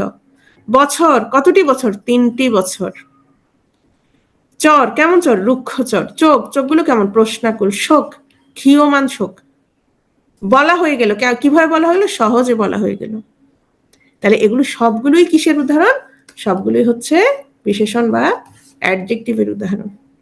তাহলে আমরা একটু বিস্তারিত পড়ি। বিশেষণ পদ প্রধানত 2 প্রকার। প্রধানত কত প্রকার, 2 প্রকার। নাম বিশেষণ আর হচ্ছে ভাব বিশেষণ। তাহলে নাম বিশেষণ কি, নাম বিশেষণ হচ্ছে যে বিশেষণ পদ কোনো বিশেষ্য বা সর্বনাম পদকে, তাহলে নাম বিশেষণ কি করবে, তোমরা মনে রাখবা কি, নাম, নাম মানেই কি, নাম মানেই হচ্ছে বিশেষ্য, এটা মনে রাখবা। তাহলে বিশেষ্যের পরিবর্তে যেটা ব্যবহার করি সেটা কি, সেটা হচ্ছে সর্বনাম। তাহলে নাম বিশেষ্য কাকে বিশেষিত করবে, বিশেষ্য আর সর্বনামকে। তাহলে ভাব বিশেষণ কাকে করবে, অন্য পদগুলোকে করবে, একই সাথে বাক্যকে করবে। বুঝতে পেরেছো বিষয়টা? তাহলে ভাব বিশেষণ কি করবে, ভাব বিশেষণ হচ্ছে তোমার তোমার অন্য পদগুলো একই সাথে তোমার বাক্যকেও কি করবে, বিশেষিত করবে। আমরা একটু দেখি। যে বিশেষণ পদ কোনো বিশেষ্য বা সর্বনাম পদকে বিশেষায়িত করে তাকে হচ্ছে নাম বিশেষণ বলে, এটা আমরা অলরেডি পড়লাম। যেমন বিশেষ্যের বিশেষণ, নাম বিশেষণের ক্ষেত্রে কি কি পাবো আমরা, বিশেষ্যের বিশেষণ পাবো। তাহলে বিশেষ্যের বিশেষণ, সাকিব ভালো ছেলে। তাহলে এখানে কি, সাকিব হচ্ছে বিশেষ্য, আর এই ভালো কি বিশেষ্যের বিশেষণ। নেক্সট, শিশির দুষ্ট মেয়ে, তাহলে কি বিশেষ্যের বিশেষণ। এখন আসো সর্বনামের বিশেষণ, আমরা এখন এগুলি কি, এগুলো হচ্ছে নাম বিশেষণের প্রকারভেদ। বিশেষ্যকে বিশেষিত করবে আর কি, আর হচ্ছে সর্বনামকে, ওকে। তো সাকিবের পরিবর্তে আমি যদি বলি সে, তাহলে হয়ে গেল সে রূপবান ও গুণবান। তাহলে এটা কি করলো, এটা হচ্ছে বিশেষণকে বিশেষিত করলো, রূপবান এবং গুণবান। এখন আমরা নাম বিশেষণকে বিভিন্ন ভাগে ভাগ করতে পারি। নাম বিশেষণের যে প্রকারভেদগুলো, এগুলো থেকে অনেক সময় পরীক্ষায় আসে। সবাই একটু মনোযোগ দিতে হবে, অনেক সময় পরীক্ষায় আসে। রূপবাচক বা বর্ণবাচক, রূপের সাথে তুমি আরেকটা শব্দ মনে রাখতে পারো, সেটা হচ্ছে বর্ণবাচক। তাহলে যে বিশেষণ দিয়ে তোমার রং নির্দেশ করে সেটাকে আমরা রূপ বা বর্ণবাচক বিশেষণ। কালো মেঘ, তাহলে মেঘগুলো কেমন? কালো। নীল আকাশ, আকাশ কেমন? নীল। সবুজ মাঠ কেমন? সবুজ। ঠিক আছে, এটা হচ্ছে রূপবাচক বা বর্ণবাচক বিশেষণ। এবার সব গুণবাচক, তাহলে যে বিশেষণ দিয়ে গুণ বা বৈশিষ্ট্য বুঝে সেগুলোকে বলবো গুণবাচক। কিরকম? কারিগর, কেমন কারিগর? তার দক্ষ, তার দক্ষটাকে বোঝাচ্ছে। কারিগর কেমন? দক্ষ। হাওয়া কেমন? হাওয়া ঠান্ডা হাওয়া। লোক কেমন? লোক চৌকস। ঠিক আছে, তাহলে এখানে চৌকস, দক্ষ, ঠান্ডা, এগুলো সবগুলো কি? সবগুলো হচ্ছে গুণবাচক বিশেষণ। এবার অবস্থাবাচক বিশেষণ। অবস্থাবাচক বিশেষণ কি? যে বিশেষণ দিয়ে তোমার অবস্থা বোঝাবে। যেমন মেয়েটা, মেয়েটা কেমন? মোটা মেয়ে। ছেলেটা কেমন? রোগা ছেলে। আচ্ছা, মাছ, মাছটা কেমন ছিল? তাজা মাছ। পচা মাছ। পাটা কেমন? খোড়া পা। তাহলে একটা অবস্থা বুঝিয়েছে। সংখ্যাবাচক, তাহলে সংখ্যা থাকবে। টাকার পরিমাণ কত টাকা? 100 টাকা। কত টাকা? 100 টাকা। ঠিক আছে, তারপর হাজার লোক, 10, এটা কি? 10 না 10 টাকা। ওই 100 টাকা যেটা 10 টাকা, একই কথা। যাই হোক, ক্রমবাচক দেখো তো, 50 পৃষ্ঠা, 8ম শ্রেণী, প্রথম কন্যা। তাহলে ক্রমবাচক, যে বিশেষণ দিয়ে ক্রমবাচক বা পূরণবাচক সংখ্যা বোঝায় সেটা হচ্ছে ক্রমবাচক বিশেষণ। হ্যাঁ, যেমন 10ম শ্রেণী, 8ম শ্রেণী হলে 10ম শ্রেণীও হতে পারে, 70 পৃষ্ঠা হতে পারে 50 পৃষ্ঠা হলে, রাইট। তারপর 3য় অধ্যায়, ঠিক আছে, সার্ধশত জন্মবার্ষিকী, সপ্তদশ জন্মবার্ষিকী বা জন্মদিন, তাহলে এগুলো সবগুলি হচ্ছে কি? তোমার ক্রমবাচক। পরিমাণবাচক দেখো তো, পরিমাণ দিয়ে কি বুঝাবে? পরিমাণ বুঝাবে, যে বিশেষণ দিয়ে পরিমাণ বা আয়তন বুঝাই সেটা হচ্ছে পরিমাণবাচক বিশেষণ। কিরকম? যেমন ধরো, পরিমাণ বুঝাবে অথবা কি বুঝাবে? আয়তন। পরিমাণের সাথে আরেকটা যুক্ত করো, আয়তন, তাহলে মনে থাকবে। তাহলে দেখো তো, 1 কেজি চিনি পরিমাণ, চিনির পরিমাণ 3 কিলোমিটার। ঠিক আছে, 3 কিলোমিটার রাস্তা। বিঘাটেক জমি, ওকে। 10% ভূমি, তাহলে কত শতাংশ? 10%। 1000 টনি জাহাজ। ঠিক আছে, অংশবাচক, তাহলে অংশবাচক বিশেষের কি? একটা পার্ট, অংশ। হ্যাঁ, অর্ধেক সম্পত্তি, তাহলে কি? তোমার সম্পত্তি অর্ধেক বুঝাচ্ছে। 16 আনা দখল, হ্যাঁ, তাহলে 16 আনা পুরোটা আসলে। সিকি পথ, এগুলো হচ্ছে অংশবাচক। উপাদান, উপাদান কি? উপাদান হচ্ছে কি দ্বারা গঠিত। যেমন যে বিশেষণ দিয়ে উপাদান নির্দেশ করে সেটা হচ্ছে উপাদানবাচক। হ্যাঁ, যেমন কালো মাটি, তাহলে মাটিটা কেমন? কালো মাটি, রাইট। তারপর আসো, সেটা বেলে মাটি হতে পারে। তারপর আমি বললাম একটা কলস বা কলসি। এখন আসো, কলসিটা কেমন? একটা উপাদান দাও, কোন একটা উপাদান বসে দাও, কেমন কলসি? যে কোনো একটা উপাদান বলো, তাহলে মেটে কলসি, মানে কি? এটা মাটির কলসি। তাহলে আমি যদি বলি সোনার কলসি, বুঝতে পারছো বিষয়টা? উপাদান, এগুলো হচ্ছে পাথুরে, বেলে, মেটে, যেটাই বসে না কেন, এগুলো সবগুলো হচ্ছে উপাদান। প্রশ্নবাচক, কেমন অবস্থা? কত দূর পথ? নির্দিষ্টতা জ্ঞাপক, এই মেয়ে, 16ই ডিসেম্বর, এগুলো কি করছে? নির্দিষ্ট করে দিচ্ছে। তাহলে বলো কোনটি পরিমাণবাচক বিশেষণের উদাহরণ? কোনটি পরিমাণবাচক বিশেষণ? পরিমাণ, তাহলে পরিমাণ দিয়ে কি বুঝাবে বলো তো? পরিমাণ বা আয়তন বুঝাবে। পরিমাণের সাথে আরেকটা কি মনে রাখবে? আরেকটা আয়তন বুঝাবে। পরিমাণ বা আয়তন বুঝাবে। তাহলে কালো মেঘ কি হবে? রূপবাচক বা বর্ণবাচক। হাজার লোক, তাহলে হাজার লোক কি হবে? হাজার যেহেতু আছে তাহলে এটা অবশ্যই কি? সংখ্যাবাচক, হাজার যেহেতু আছে। 10 টাকা, তাহলে কি হবে? 10 আছে, তাহলেও কি হবে? সংখ্যা। তাহলে দেখো তো, 3 কিলোমিটার। যখন পরিমাণ বা আয়তন বুঝাবে তখন সেটা কি হবে? সেটা হচ্ছে তোমার পরিমাণবাচক বিশেষণ। তাহলে এখানে সঠিক উত্তর হচ্ছে 3 কিলোমিটার। 3 কিলোমিটার রাস্তা লিখতে হবে, ওকে। 3 কিলোমিটার রাস্তা। দেখো, ভাব বিশেষণ, তাহলে আমরা কি পড়েছি? আমরা নাম বিশেষণ পড়েছি। নাম বিশেষণ কি ছিল? নাম বিশেষণ হচ্ছে সেই বিশেষণ যেটা বিশেষ্য আর সর্বনামকে বিশেষিত করবে। এরপর আমরা নাম বিশেষণের কিছু প্রকারভেদ পড়েছি। নাম বিশেষণের কিছু প্রকারভেদ পড়েছি, এতটুকু আমরা পড়েছি। এখন আমরা বিশেষণের বাকি অংশতে চলে যাচ্ছি। তাহলে বাকি অংশ কি? বাকি অংশ ছিল ভাব বিশেষণ। আমরা বিশেষণকে 2 ভাগে ভাগ করেছি, নাম বিশেষণ এবং ভাব বিশেষণ। তাহলে ভাব বিশেষণে খেয়াল করো, যে বিশেষণ পদ বিশেষ্য আর সর্বনাম পদ ছাড়া কারণ কি? কারণ এগুলো হচ্ছে নাম বিশেষণ। তাহলে সর্বনাম পদ ছাড়া অন্য পদকে বিশেষায়িত করে, অর্থাৎ অন্য কোনো পদ সম্পর্কে কিছু বলে, তাকে কি বলে? ভাব বিশেষণ বলে। এই ভাব বিশেষণ হচ্ছে 4 প্রকার। তো 4 প্রকার তো সোজা। প্রথমত বিশেষ্য সর্বনাম বাদ দিলে আর কয় প্রকার থাকে? আর 3 প্রকার থাকে। তাহলে আর 3 প্রকার ক্রিয়া বিশেষণ, বিশেষণের বিশেষণ, অব্যয়ের বিশেষণ, আর একটা নতুন যুক্ত হলো কি? বাক্যের বিশেষণ। ক্লিয়ার বিষয়টা? তাহলে আমরা নাম বিশেষণ পেয়েছিলাম 2 প্রকার। সেটা কি কি? তোমার বিশেষ্যের বিশেষণ আর হচ্ছে সর্বনামের বিশেষণ। ওকে, সর্বনামের বিশেষণ। আর ভাব বিশেষণ কত প্রকার পেলাম? 4 প্রকার। তাহলে বাকি 3 প্রকারের সাথে কি যুক্ত হলো? বাকি 3 প্রকারের সাথে যুক্ত হলো বাক্য। পুরো একটা বাক্যকে বিশেষায়িত করবে, সেটাই বাক্যের বিশেষণ। তাহলে আমরা একটু উদাহরণ দেখি। ক্রিয়া বিশেষণ। এখন তুমি কি করো? পড়ো। তুমি কি করো? পড়ো। তাহলে এটা পড়োটা কি? ক্রিয়া। তুমি কি করতেছো? তুমি পড়ছো, তুমি পড়ো। তাহলে এই পড়াটা ক্রিয়া, রাইট? তুমি পড়ো। এখন আসো, তুমি কিভাবে পড়ো? তুমি দ্রুত পড়ো, তুমি আস্তে পড়ো, তুমি জোরে পড়ো। তাহলে এই ক্রিয়াকে কি করছে? বিশেষিত করছে। তাহলে এখানে এই যে দ্রুত শব্দটা কি হবে? ক্রিয়া বিশেষণ। ধীরে ধীরে বায়ু বয়, তাহলে বায়ু বয়ে যাচ্ছে, ক্রিয়া। কিভাবে বয়ে যাচ্ছে? ধীরে ধীরে, ক্রিয়া বিশেষণ। ক্লিয়ার বিষয়টা? এটা কি? এটা হচ্ছে ক্রিয়া বিশেষণ। পারবা না? অবশ্যই পারবা, না পারার কিছু নেই আসলে। তারপর আসো বিশেষণের বিশেষণ। বিশেষণের বিশেষণ কি? প্রথমে আসো, কোন বিশেষণ যদি অন্য কোনো বিশেষণকে বিশেষায়িত করে, তাকে বিশেষণের বিশেষণ বলে। কিরকম? আমি একটু আগে একটা উদাহরণ দিয়েছি, তুমি পড়ো। তুমি পড়ো, তাহলে এটা ক্রিয়া। এখন আসো, আমি বললাম তুমি কি পড়ো? দ্রুত পড়ো। তাহলে দ্রুত কি? দ্রুত হচ্ছে বিশেষণ, রাইট? দ্রুত হচ্ছে বিশেষণ। এখন আমি যদি বলি তুমি খুব দ্রুত পড়ো, খুব দ্রুত পড়ো, তাহলে এই বিশেষণকে আবার খুব দিয়ে কি করলাম? আমি আরো বেশি বিশেষায়িত করলাম। তাহলে দেখা গেল এটা কি হলো? এই খুব হচ্ছে বিশেষণের বিশেষণ। বুঝতে পেরেছ? যেমন আমি বললাম একটু খাবার দাও, তাহলে এই একটু হচ্ছে তোমার কি? বিশেষণ। একটু খাবার।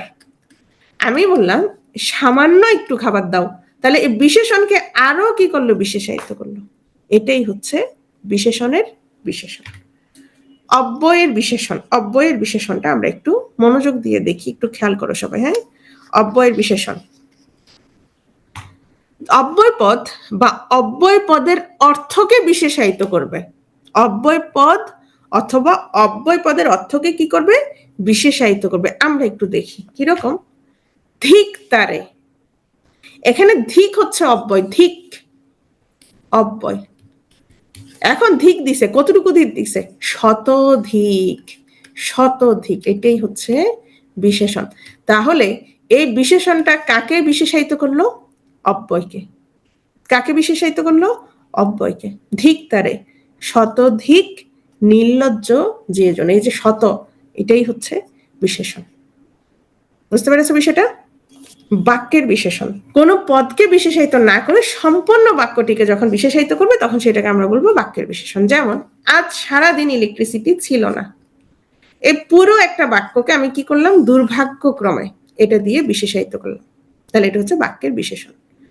আজ আমাদের কঠিন পরিশ্রমের প্রয়োজন, মানে তোমাদের, আমারও প্রয়োজন, পরিশ্রম ছাড়া তো আর কাজ নাই, বুঝলে? তাহলে বাস্তবিকই আজ আমাদের কঠিন পরিশ্রমের প্রয়োজন। বাক্যের নির্ধারক বিশেষণ। এটা একটু খেয়াল করো, এই নির্ধারক বিশেষণ ইন্টারের বইতে ছিল, আমরা পড়েছিলাম, তোমাদের মনে আছে কিনা জানি না। দ্বিরুক্ত শব্দ ব্যবহার করে যখন একের বেশি অনেক কিছু বোঝানো হয়, তখন সেটাকে নির্ধারক বিশেষণ বলে। দ্বিরুক্ত কি? দ্বি, দ্বি মানে দুই, যেটা দুইবার উক্ত হয়েছে, দুইবার বলা হয়েছে। হ্যাঁ, কিরকম? রাশি রাশি ভাড়া ভাড়া ধান। তাহলে দ্বিরুক্ত শব্দ, তাহলে ধান কিরকম? রাশি রাশি ভাড়া ভাড়া। এই যে দ্বিরুক্ত শব্দ ব্যবহার করে কি করলো? একের বেশি বুঝিয়েছে, এটাকে আমরা বলবো নির্ধারক বিশেষণ। কৃষ্ণচূড়ায় গাছ ভরে গেছে, ওকে, কিন্তু তুমি বললা কি? লাল লাল কৃষ্ণচূড়াই, অনেক বেশি বুঝাইছ, তাই এটাই হচ্ছে নির্ধারক বিশেষণ। দুইবার উক্ত হয়েছে, দ্বিরুক্ত শব্দ দ্বারা বুঝিয়েছ। আচ্ছা, এখন আমরা কি কি পড়েছি একটু সবাই খেয়াল করো, মনোযোগ দাও। আমরা বিশেষ্য সর্বনাম প্রথমেই পড়ে ফেলছি, ঠিক আছে? বিশেষ্য পড়েছি, সর্বনাম পড়েছি। আচ্ছা, নেক্সট আমরা পড়লাম কি? বিশেষণ। বিশেষণের মধ্যে আমরা কি পড়লাম? নাম বিশেষণ, ভাব বিশেষণ। নাম বিশেষণ কি করবে? বিশেষ্য আর, আমি কিন্তু বারবার বলছি, ঠিক আছে, বিশেষ্য আর সর্বনামকে বিশেষায়িত করবে। ভাব বিশেষণ কি করবে? বিশেষ্য সর্বনাম ছাড়া বাকি তিনটা প্লাস বাক্যকে বিশেষায়িত করবে, তার মানে চারটাকে বিশেষায়িত করবে। এতটুকু হচ্ছে আমরা প্রকারভেদ পড়লাম। এখন আমরা পড়ব বিশেষণের অতিশায়ন। একটু খেয়াল করো, আমি তোমাকে বললাম এখানে কে ভালো খেলোয়াড়, এখানে কে ভালো খেলোয়াড়, ওকে? তুমি বললা মেসি, সরি, রোনালদোর চেয়ে মেসি ভালো খেলোয়াড়। এই যে ভালো, এই ভালোটা এখানে কি? এই ভালোটা এখানে বিশেষণ, এই ভালোটা এখন বিশেষণ। এখন তুমি যখন তুলনা করলা তখন তুমি কি বললা? রোনালদোর চেয়ে। এইটাই হচ্ছে বিশেষণের অতিশায়ন। এই অতিশায়ন সম্পর্কে আমরা একটু দেখি। বিশেষণের অতিশায়ন, বিশেষণ পদ যখন দুই বা ততোধিক বিশেষ্য বা সর্বনাম পদের মধ্যে তুলনা বোঝায় তখন সেটাকে বলবো বিশেষণের অতিশায়ন। আমরা এটা অলরেডি বুঝে গেছি। বিশেষণের অতিশায়নটা খেয়াল করো, বাংলা ভাষায় যে শব্দ ভান্ডার আছে এখানে বাংলা শব্দের বা তদ্ভব শব্দের অতিশায়ন আছে আর হচ্ছে তৎসম শব্দের অতিশায়ন আছে। তাহলে আমরা একটু দেখি, হ্যাঁ, তদ্ভব শব্দের কোনগুলো। তাহলে তদ্ভব বা বাংলা শব্দ, যেটা খাঁটি বাংলা আমরা যেটাকে বলি, ঠিক আছে, এটা আমরা, তোমরা জানো অলরেডি শব্দের ক্লাস যারা করেছো। দুইয়ের মধ্যে অতিশায়ন বোঝাতে, দুইয়ের মধ্যে, তাহলে একটু আগে আমি যখন রোনালদো আর মেসি ছিল তাহলে অবশ্যই দুই ছিল, দুইজন ছিল। তাহলে দুইয়ের মধ্যে যখন বুঝাবো তখন আমি কি বলবো? চাইতে, হইতে, হতে, থেকে, চেয়ে। যেমন আমি বলেছি রোনালদোর চাইতে মেসি ভালো, বা মেসির চাইতে রোনালদো ভালো, অথবা রোনালদোর চেয়ে, রোনালদোর থেকে, মেসির থেকে, মেসির হইতে, মেসি হতে, মেসি অপেক্ষা। তাহলে এগুলো সবগুলো কিসের জন্য? দুইয়ের মধ্যে ব্যবহৃত হবে। অনেক সময় প্রশ্ন আসে দুইয়ের মধ্যে অতিশায়ন বোঝাতে কোনটি ব্যবহৃত হয়। বুঝতে পেরেছো? তাহলে এগুলো হচ্ছে গরুর থেকে ঘোড়ার দাম বেশি, তাহলে দুইয়ের মধ্যে। গরু আর ঘোড়া, বাঘের চেয়ে সিংহ, তাহলে চেয়ে থেকে, এগুলো কতর মধ্যে? দুইয়ের মধ্যে। এখন আসো, দুইয়ের মধ্যে অতিশায়নের জোর দিতে গেলে, তুমি যদি অতিশায়নের জোর দিতে চাও তাহলে তুমি কি বলবা? অনেক ভালো। ধরো আমি বললাম রোনালদো চেয়ে কি? চেয়ে মেসি অনেক ভালো। এখন তুমি আরো যোগ দিবা, তাহলে কি বলবো? অনেক, অনেক ভালো, অনেক বেশি ভালো, এভাবে বলতে পারো, রাইট? অনেক, অধিক, বেশি, অল্প, কম, অধিকতর। তাহলে এই শব্দগুলো আমরা কি করি? যোগ করি। যেমন পদ্ম ফুল গোলাপের চাইতে, চাইতে তো একবার বললাম, আবার কি দিলাম? বেশি সুন্দর। ঘিয়ের চেয়ে দুধ বেশি উপকারী, কমলার চাইতে পাতিলেবু অল্প ছোট। তাহলে এগুলো, এই যে তাহলে থেকে, চাইতে, অপেক্ষা, এগুলো সবগুলো কি ছিল? এগুলো সবগুলো ছিল তৎসম, সরি, বাংলা শব্দের বা তদ্ভব শব্দের অতিশায়ন। এখন আসো, এগুলো ছিল দুইয়ের মধ্যে। এখন আমি যদি বলি অনেকের মধ্যে, তুমি বললা সব থেকে, মানে শুধু রোনালদো আর মেসির মধ্যে না, যত খেলোয়াড় আছে তার মধ্যে সব চাইতে। তাহলে তুমি যখন সব চাইতে বলবা মানে কি? মানে অনেকের মধ্যে। অনেকের মধ্যে কে ভালো? মেসি ভালো, ঠিক আছে? অথবা সব থেকে, সবচেয়ে, সর্বাধিক, তাহলে এগুলো হচ্ছে বহুর মধ্যে অতিশায়ন। তোমাদের মধ্যে করিম সবচেয়ে বুদ্ধিমান, মানে ক্লাসে যতজন আছে সবচেয়ে করিম বুদ্ধিমান, ঠিক আছে? এখন যদি দুজনের মধ্যে হতো তাহলে সবচেয়ে বলতো না, বলতো না রহিমের সবচেয়ে করিম বুদ্ধিমান, করিম বুদ্ধিমান, এটা কিন্তু বলতো না। কেন? কারণ দুইয়ের মধ্যে হলে তখন শুধু চেয়ে হতো, ঠিক আছে? এতটুকু গেল হচ্ছে বাংলা শব্দের অতিশায়ন। সেটা আমরা দুইয়ের মধ্যেও দেখলাম, সেটা আমরা বহুর মধ্যেও দেখলাম। ক্লিয়ার? ক্লিয়ার। নেক্সট, তৎসম শব্দের অতিশায়ন। শুনো, যে তর, তম যখন যুক্ত হয় সেটাই তৎসম শব্দের অতিশায়ন। তাহলে দুইয়ের মধ্যে বুঝালে তর যুক্ত হয়, বহুর মধ্যে বুঝালে তম যুক্ত হয়। কিরকম দেখো, গুরু, গুরুতর, হ্যাঁ, এই তর, আর হচ্ছে বহুর মধ্যে বুঝালে তম। এইগুলোই মাঝে মধ্যে বিভিন্ন সরকারি চাকরির পরীক্ষায় আসে, যে কোনটা তৎসম শব্দের অতিশায়ন। তাহলে তৎসম শব্দের অতিশায়ন হচ্ছে তর দুইয়ের মধ্যে, আর অধিকের মধ্যে, আরো বেশির মধ্যে হচ্ছে তম। ওকে? যেমন দীর্ঘ, দীর্ঘতর, দীর্ঘতম। হ্যাঁ, আর বহুর মধ্যে বুঝালে বিশেষণের শেষে ইষ্ঠ প্রত্যয় যুক্ত হয়। এটা একটু মনে রাখবা। অনেক সময় আসে যে বহুর মধ্যে তুলনা বুঝালে বিশেষণের শেষে কোন প্রত্যয় যুক্ত হয় এটা শোনো, উদাহরণ দেখলে তোমরা নিজেই বুঝবা। শোনো, লঘু লঘিয়ান লঘিষ্ঠ, অল্প কনিয়ান কনিষ্ঠ, তাহলে আমার কনিষ্ঠ কন্যা, কনিষ্ঠ পুত্র, কনিষ্ঠ পুত্র, রাইট? তাহলে দেখো তো, এই যে কনিষ্ঠ পুত্র, তাহলে ইষ্ঠ যুক্ত হয়েছে না? বৃদ্ধ জ্ঞান জ্যেষ্ঠ, শ্রেয় শ্রেয়ান শ্রেষ্ঠ, তাহলে কি প্রত্যয় যুক্ত হয়েছে? ইষ্ঠ প্রত্যয় যুক্ত হয়েছে। তাহলে শোনো, তাহলে আমরা কি কি দেখলাম? তৎসম শব্দের অতিশায়নে দুইয়ের মধ্যে তর, বহুর মধ্যে তম, আর বহুর মধ্যে যখন তুলনা বুঝায় তখন কি প্রত্যয়? ইষ্ঠ প্রত্যয়। তৎসময় শুধু এই তিনটা মনে রাখবো, তর, তম, ইষ্ঠ। আর বাংলার গুলো তো সোজা, বাংলাগুলো কি ওই যে চেয়ে, চাইতে, ওগুলো, হ্যাঁ, থেকে, থেকে, এগুলো হচ্ছে দুইয়ের মধ্যে, এগুলো হচ্ছে কি দুইয়ের মধ্যে, আর বহুর মধ্যে কি সবচেয়ে, সবচাইতে, সব থেকে, সবটা যুক্ত করে দিলে সেটা বহুর মধ্যে। ক্লিয়ার? আশা করি ক্লিয়ার, একদম সহজ। চলে আসছি কোথায়? আমাদের বিশেষণ শেষ। বিশেষণে আমরা কি কি পড়লাম? নাম বিশেষণ, ভাব বিশেষণ, আর হচ্ছে বিশেষণের অতিশায়ন। অতিশায়নের মধ্যে আমরা দুই প্রকার পেয়েছি, বাংলা শব্দের অতিশায়ন, তৎসম শব্দের অতিশায়ন। বাংলা শব্দের মধ্যে আমরা কি কি পেয়েছি? দুইয়ের মধ্যে পেয়েছি, বহুর মধ্যে পেয়েছি, হ্যাঁ। আর তৎসম শব্দ আমরা তরতম পেয়েছি, আর একটা প্রত্যয়ের কথা বলেছে, সেটা হচ্ছে ইষ্ঠ প্রত্যয়, যখন বহুর মধ্যে তুলনা বুঝাই। শেষ। তাহলে আমরা তিনটা পড়ে ফেলেছি। কি কি? বিশেষ, বিশেষণ, সর্বনাম। চলে আসছি অব্যয়। অব্যয়, যার কোনো ব্যয় নাই, যার কোনো কি নাই, ব্যয় নাই। কেন বলা হচ্ছে? কারণ হচ্ছে এটার কোনো কিছু, কোনো পরিবর্তন নাই, কারোর সাথে যুক্ত হয় না, যার ব্যয় বা পরিবর্তন হয় না, অর্থাৎ যা অপরিবর্তনীয়, সেটাই হচ্ছে অব্যয়। এই অব্যয় শব্দটিকে যদি আমরা ভাঙি তাহলে আমরা পাই ন ব্যয়, মানে যার কোনো ব্যয় নাই। যেমন খেয়াল করো, হাই হাই, আগামী মাসে বিসিএস প্রিলি, আমি এখন কি করি? তুমি এখন পড়বা, গুছাই পড়বা। যদি আগামী মাসে প্রিলি হয়, 1 মাস সময় থাকে, তাহলে যেহেতু 10টা সাবজেক্ট, যেগুলো ছোট সেগুলোর জন্য রাখবা 2 দিন, বাকিগুলোর জন্য 3 দিন করে গুছাই ফেলবা। শেষ। 3-4 দিন করে, যেটা সময় বেশি লাগবে সেটা। এই যে, তাহলে গুছাই পড়তে হবে, আর কিছু করার নাই। হ্যাঁ, কেন আমি যাব? কেন? তোমায় কি নেমন্তন্ন করেছে? আমায় কি নেমন্তন্ন করেছে? তোমাকে যেতে বলেছে, অতএব তোমারই যাওয়া উচিত। তাহলে এই যে দেখো, অব্যয়গুলোর কোনো কি হয় না, পরিবর্তন হয় না, এগুলোর সাথে কোনো বিভক্তি যুক্ত হবে না, কোনো চেঞ্জ আসবে না। হ্যাঁ, তাহলে দেখো তো, যে পদের কোনো ব্যয় বা পরিবর্তন হয় না, আচ্ছা এটা অনেকবার বলেছি, বিভক্তি যুক্ত হয় না, পুরুষ বা বচন বা লিঙ্গ ভেদে কি হয় না, পরিবর্তন হয় না। বাংলা ভাষায় আমরা অব্যয় নিয়ে পড়াশোনা শুরু করেছি, একটু খেয়াল করো সবাই, খুব ইম্পর্টেন্ট।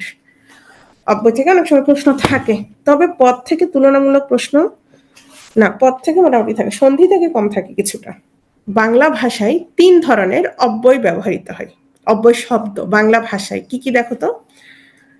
প্রথমত হচ্ছে বাংলা অব্যয় শব্দ, দ্বিতীয় হচ্ছে তৎসম অব্যয় শব্দ, তৃতীয়ত হচ্ছে বিদেশি অব্যয় শব্দ। তাহলে অব্যয় শব্দ বাংলা ভাষায় কত রকম ব্যবহৃত হয়? 3 রকম। প্রথমে আমরা পড়বো বাংলা।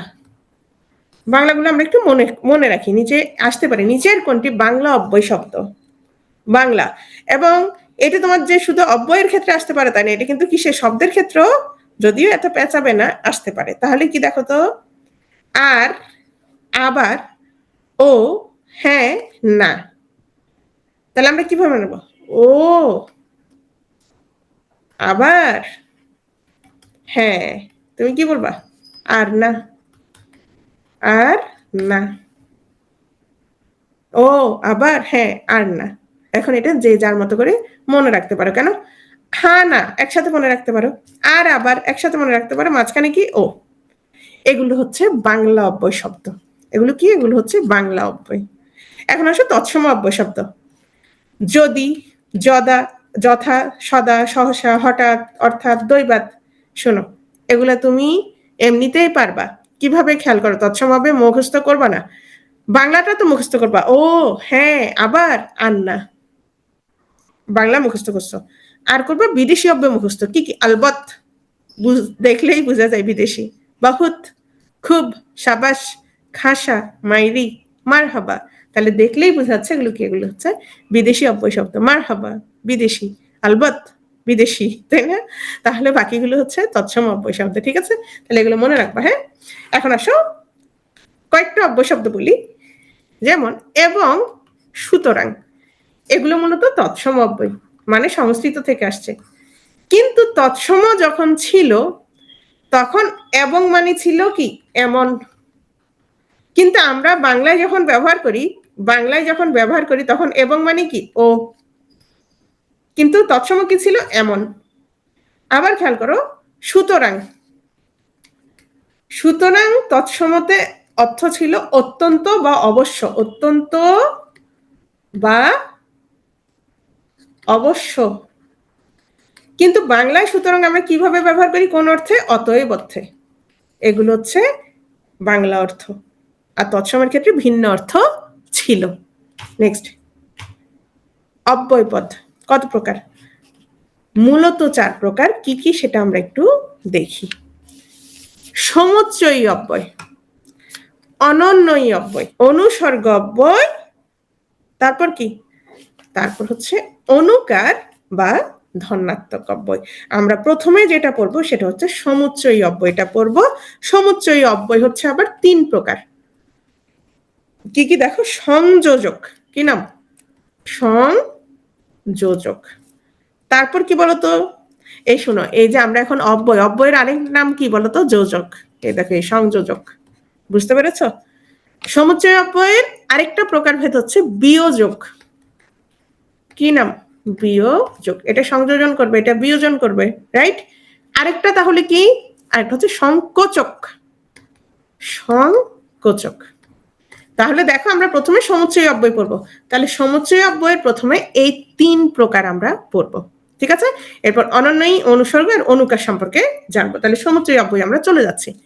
যে অব্যয় পদ একাধিক পদের মধ্যে বা বাক্যাংশের বা বাক্যের মধ্যে সম্পর্ক স্থাপন করে তাকে সমুচ্চয় অব্যয় বলে। এই সম্পর্ক সংযোজন, বিয়োজন অথবা সংকোচন যে কোনোটি হতে পারে, যার কারণে সমুচ্চয় অব্যয় আমরা এখন কত প্রকার দেখলাম, এই সংযোজক অব্যয় দেখলাম, বিয়োজক দেখলাম, আর হচ্ছে সংকোচক। তাহলে এই 3 প্রকার আমরা এখন দেখব। প্রথমে আসো সংযোজক অব্যয়। তাহলে সংযোজক অব্যয় কোনটা হবে, সেটা কি করবে, সংযোগ করবে। দুটি শব্দ কিংবা বাক্যকল্পকে সে কি করবে, জুড়ে দিবে, একসাথে সংযোগ করবে। কিরকম আমরা একটু দেখি। যেমন, উচ্চপদ ও সামাজিক মর্যাদা সকলেই চাই। কে চাই না? এজন্যই তোমরা কি করছো, এখন এত কষ্ট করে পড়াশোনা করছো, ক্লাস করছো, ঘুম আসছে, তারপরে কি মোবাইল ধরে বসে আছো। তাহলে উচ্চপদ এবং সামাজিক মর্যাদা দুটোর কথাই বলা হয়েছে, বুঝতে পেরেছো? তারপরে আসো, আচ্ছা একটা ছোট্ট কথা বলি, হ্যাঁ, সেটা হচ্ছে যে কোনো সময় ও হচ্ছে তোমার শব্দের ক্ষেত্রে যুক্ত হবে, আর এবং আর এগুলো হচ্ছে বাক্যের ক্ষেত্রে যুক্ত হবে, ঠিক আছে?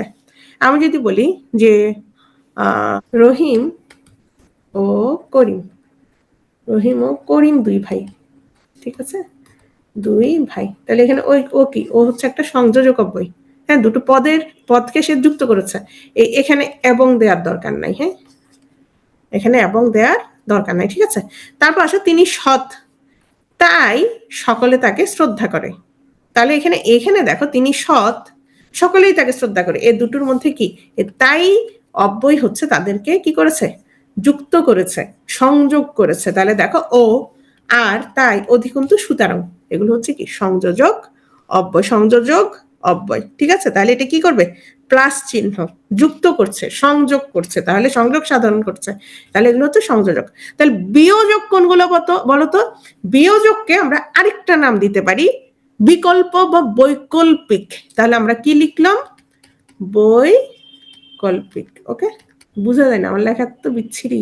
বৈকল্পিক, ওকে। তাহলে দেখো, রাকিব কিংবা সাকিব এই কাজ করেছে, এটা দ্বারা আসলে কি কি বুঝিয়েছে বলতো? এখানে এই কাজটা কি একজন করছে না দুইজনই করেছে? আমি যদি বলতাম রাকিব ও সাকিব এই কাজটা করেছে, তখন সেটা হতো সংযোজক অব্যয়। এখানে রাকিব কিংবা, কিংবা তার মানে কাজটা করেছে কিন্তু একজন করেছে, হয় রাকিব করেছে বা সাকিব করেছে, কোনোভাবেই দুজন করে নাই। আমি বললাম লাল বা নীল যে কোনো রং হলেই চলবে, তাহলে তুমি কিন্তু 2টা আনবা না। আমি যখন তোমাকে বলে দিব, তুমি কিন্তু 2টা আনবা না, তুমি হয় লাল আনবা বা নীল আনবা, কারণ তুমি বুঝে গেছো একটাই লাগবে, কিন্তু যে কোনো একটা। তাহলে এই বা দিয়ে আমি কি করলাম, আমি বিকল্প নির্দেশ করে দিলাম। তাহলে এটা কি করলো, তারা বিয়োজক যে কোনো একটা বিকল্প নির্দেশ করবে, ঠিক আছে। তাহলে দেখো, তাহলে সম্পর্কটি কি ছিল, বিয়োগাত্মক করেছিল, বিয়োগাত্মক ছিল, একজন করলে অন্যজন করে নাই। যেহেতু আমি বলেছিলাম রাকিব বা সাকিব এর জন্য দায়ী বা এই কাজটি করেছে, তাহলে একজন করলে আরেকজন কি করে নাই। আবার আমি বললাম লাল বা নীল যে কোনো একটা রং হলেই চলবে, তাহলে কি নির্দেশ করেছে এখানে, সম্পর্কটা আসলে বিয়োগাত্মক। আবার দেখো মন্ত্রের সাধন কিংবা শরীর পাতন, তোমার যে কোনো একটা সত্য হবে, হয় তুমি মন্ত্রের সাধন করবে অথবা শরীরে পাতন হবে, ঠিক আছে।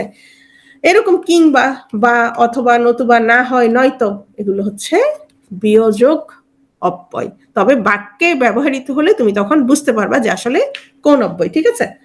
এর পাশে সংকোচক অব্যয়, অথবা এটাকে আমি বলতে পারি বিরোধমূলক।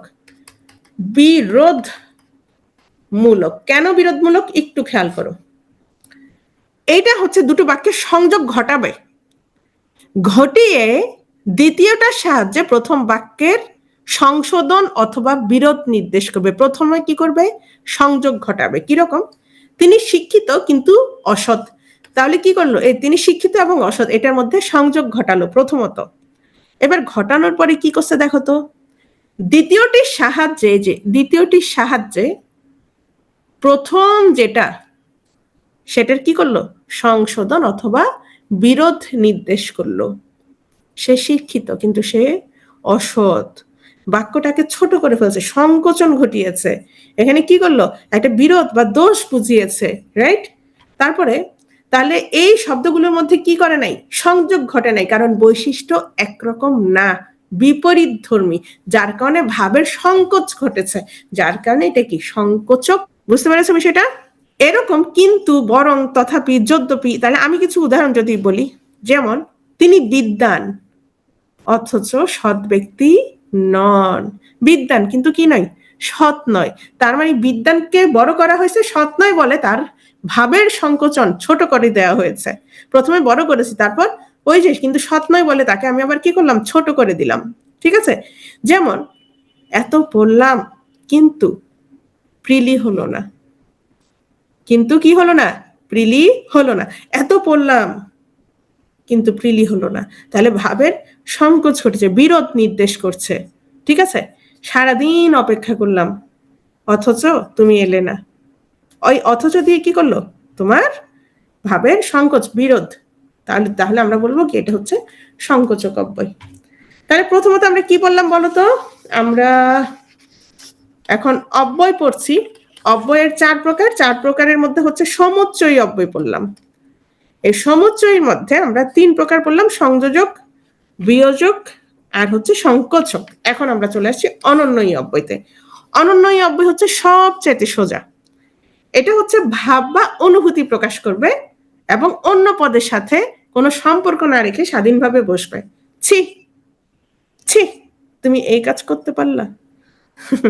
তাহলে কি, এটাই হচ্ছে তোমার অনন্যয়ী অব্যয়। তাহলে উচ্ছ্বাস প্রকাশে, মরি মরি কি সুন্দর সকাল, তাহলে এই কি সুন্দর সকাল এটার সাথে এটা কিন্তু স্বাধীনভাবে বসছে। স্বীকৃতি বা অস্বীকৃতি প্রকাশে, তুমি যদি বলো আমি যাব, শেষ। তুমি আবার বললে কি হ্যাঁ আমি যাব, তো বলে তুমি যাবে না, তুমি আবার বললে কি না তুমি যাবে না। বুঝতে পেরেছো, আমি আজ নিশ্চয়ই যাব, তুমি বললে আমি আজ যাব, শেষ। না তুমি বললা কি আমি নিশ্চয়ই যাব। অনুমোদন প্রকাশে, এত করে যখন বললে বেশ তো আমি আসবো বললেই হতো।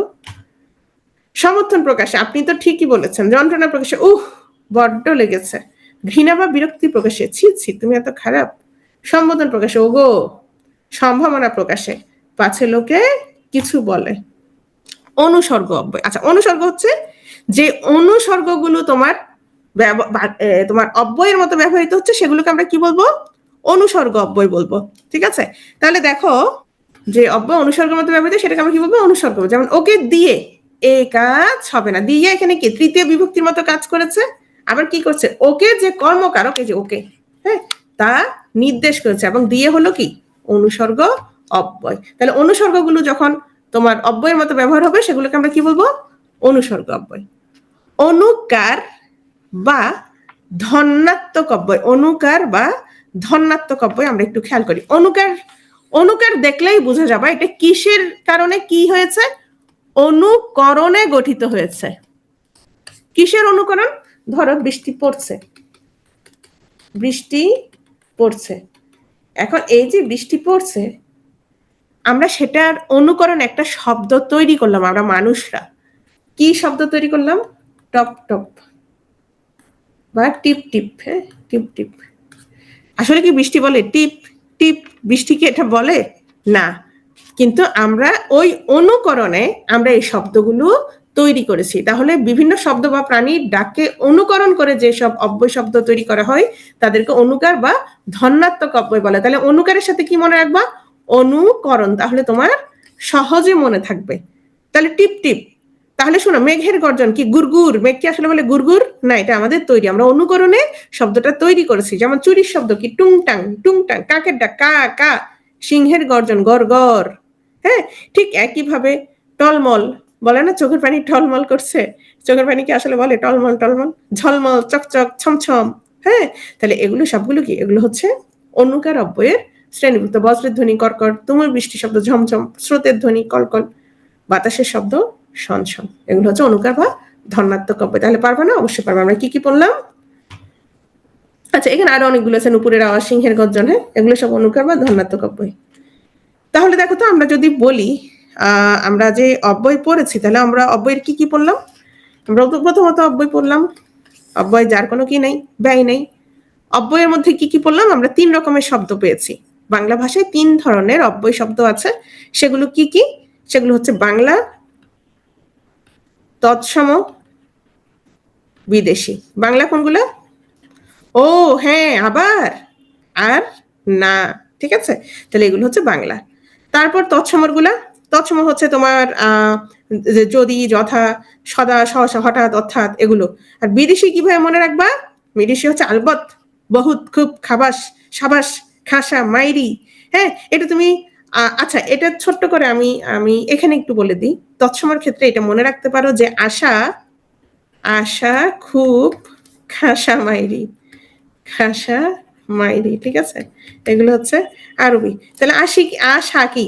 আ হচ্ছে আলবত, সা হচ্ছে সাবাস, হ্যাঁ, খু হচ্ছে খুব, বতে বহুত, আর খাসা, খাসা তো জানো, আর হচ্ছে তোমার মাইরি। ঠিক আছে, পারবে না? তাহলে এইটাই হচ্ছে বিদেশি। বিদেশি মনে রাখলে বাকি তৎসমগুলো এমনি পারবা। আচ্ছা, এটা হচ্ছে আমরা বাংলা ভাষায় কত ধরনের তদ্ভব অব্যয় শব্দ ব্যবহার হয় সেটা বললাম। এরপর আসে আমরা পড়েছি অব্যয় 4 প্রকার। এই 4 প্রকার কি কি? সমুচ্চয়ী, তারপর হচ্ছে তোমার অনন্যয়ী, তারপর আমরা পড়লাম অনুসর্গ, তারপর আমরা পড়লাম অনুকার বা ধন্যাত্মক। সমুচ্চয়ী কি কি? সমুচ্চয়ের মধ্যে আমরা আবার 3 প্রকার পড়েছি: সংযোজক, বিয়োজক, আর হচ্ছে সংকোচক। অনন্যয়ী কোনগুলো? ওই যে বিভিন্ন ভাব প্রকাশ করবে। অনন্যয়ীর সাথে সবসময় ছি মনে রাখবা, তাহলে মনে থাকবে। অনুকার কোনগুলো? তোমার অনুকার হচ্ছে কি? কোনো কিছুর অনুকরণে যেগুলো গঠিত হয়েছে। আর অনুসর্গ কি? যে অব্যয় শব্দ বিশেষ্য বা সর্বনাম পদের বিভক্তির ন্যায় বসে কারকবাচকতা প্রকাশ করে। অর্থাৎ যেই অনুসর্গ, অর্থাৎ বাক্যে অনুসর্গ থাকলে সেটাই কি হবে? সেটা হচ্ছে অনুসর্গ অব্যয় আমরা বলতে পারি। ঠিক আছে, এটাই হচ্ছে তোমার অব্যয়।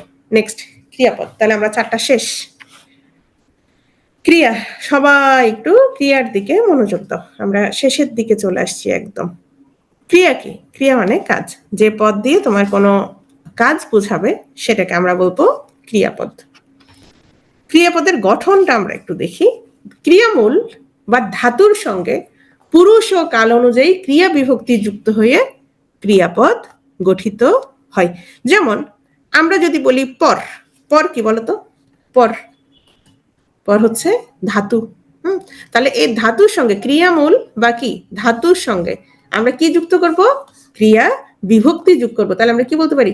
পড়ছে, রাইট? তাহলে ধাতুর সাথে আমরা কি একটা বিভক্তি যুক্ত করলাম, কি হয়ে গেল?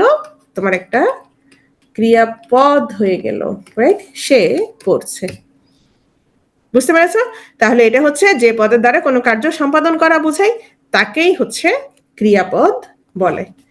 অনুক্ত ক্রিয়াপদ। আচ্ছা, ক্রিয়াপদ বাক্যের অপরিহার্য অঙ্গ, ক্রিয়া থাকবেই থাকবে। এখন আমি যদি বলি রমেশ আমার ভাই, এখন তাহলে অনেকের মনে হতে পারে এখানে কাজ কোনটা, ক্রিয়া কোথায়? এখানে ক্রিয়া তো নাই, ক্রিয়া আসলে আছে। তবে অনুক্ত মানে যেটা বলা হয়নি, যেটা উজ্জ্বল আছে, রমেশ আমার ভাই হয় বা হন, তাহলে এটাই হচ্ছে এখানে কি ক্রিয়াপদ। রমেশ ইজ মাই ব্রাদার, হ্যাঁ ইংলিশে হচ্ছে দেখা যায়, ঠিক আছে। তাহলে রমেশ আমার ভাই যদি হয় বা হন, এখানে কি এটা হচ্ছে অনুক্ত ক্রিয়াপদ। তাহলে এই বাক্যে হয় ক্রিয়াটি কি থাকে, উজ্জ্বল থাকে।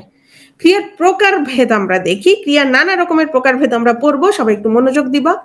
ভাব প্রকাশের দিক থেকে ক্রিয়াপদ দুই প্রকার, সমাপিকা ক্রিয়া, অসমাপিকা ক্রিয়া, এগুলো খুব দরকার। সমাপিকা ক্রিয়া এবং অসমাপিকা ক্রিয়া আমরা যখন বাক্য পড়বো আগামী ক্লাসে পরশুদিন, তখন বারবার বারবার আমি বলবো। তো তখন অনেকে প্রশ্ন করে ম্যাডাম সমাপিকা ক্রিয়া কোনটা? যে ক্রিয়াপদ দ্বারা বাক্যের সম্পূর্ণরূপে মনোভাব প্রকাশ পায় সেটাকে বলে সমাপিকা ক্রিয়া। বুঝতে পেরেছো? আমি বললাম আমি ঘুম থেকে উঠে, এই যে উঠে, আমি বললাম ঘুম থেকে উঠে, দেখো তো শেষ হয়েছে কিনা। এই উঠেটাই হচ্ছে অসমাপিকা ক্রিয়া। ঘুম থেকে উঠে ভাত খাবো, ভাত খাবো, দেখো এই খাবো দ্বারা কি সম্পূর্ণ মনোভাব প্রকাশ হয়েছে, তাহলে এটাই হচ্ছে সমাপিকা সমাপিকা ক্রিয়া। তাহলে যেই ক্রিয়া দ্বারা সম্পূর্ণ ভাব মনের ভাব প্রকাশ পাবে সেটা হচ্ছে সমাপিকা ক্রিয়া। আর যেটা দ্বারা তোমার কি পরিসমাপ্তি, বাক্যের পরিসমাপ্তি ঘটবে না, বক্তার কথা অসম্পূর্ণ থেকে যাবে, সেটাই হচ্ছে অসমাপিকা ক্রিয়া। আমি বললাম প্রভাতে সূর্য উঠলে, উঠলে কি সূর্য উঠলে কি, সূর্য উঠলে আমরা স্কুলে যাব, বাচ্চাদের স্কুলে দিয়ে আসবো, রাইট।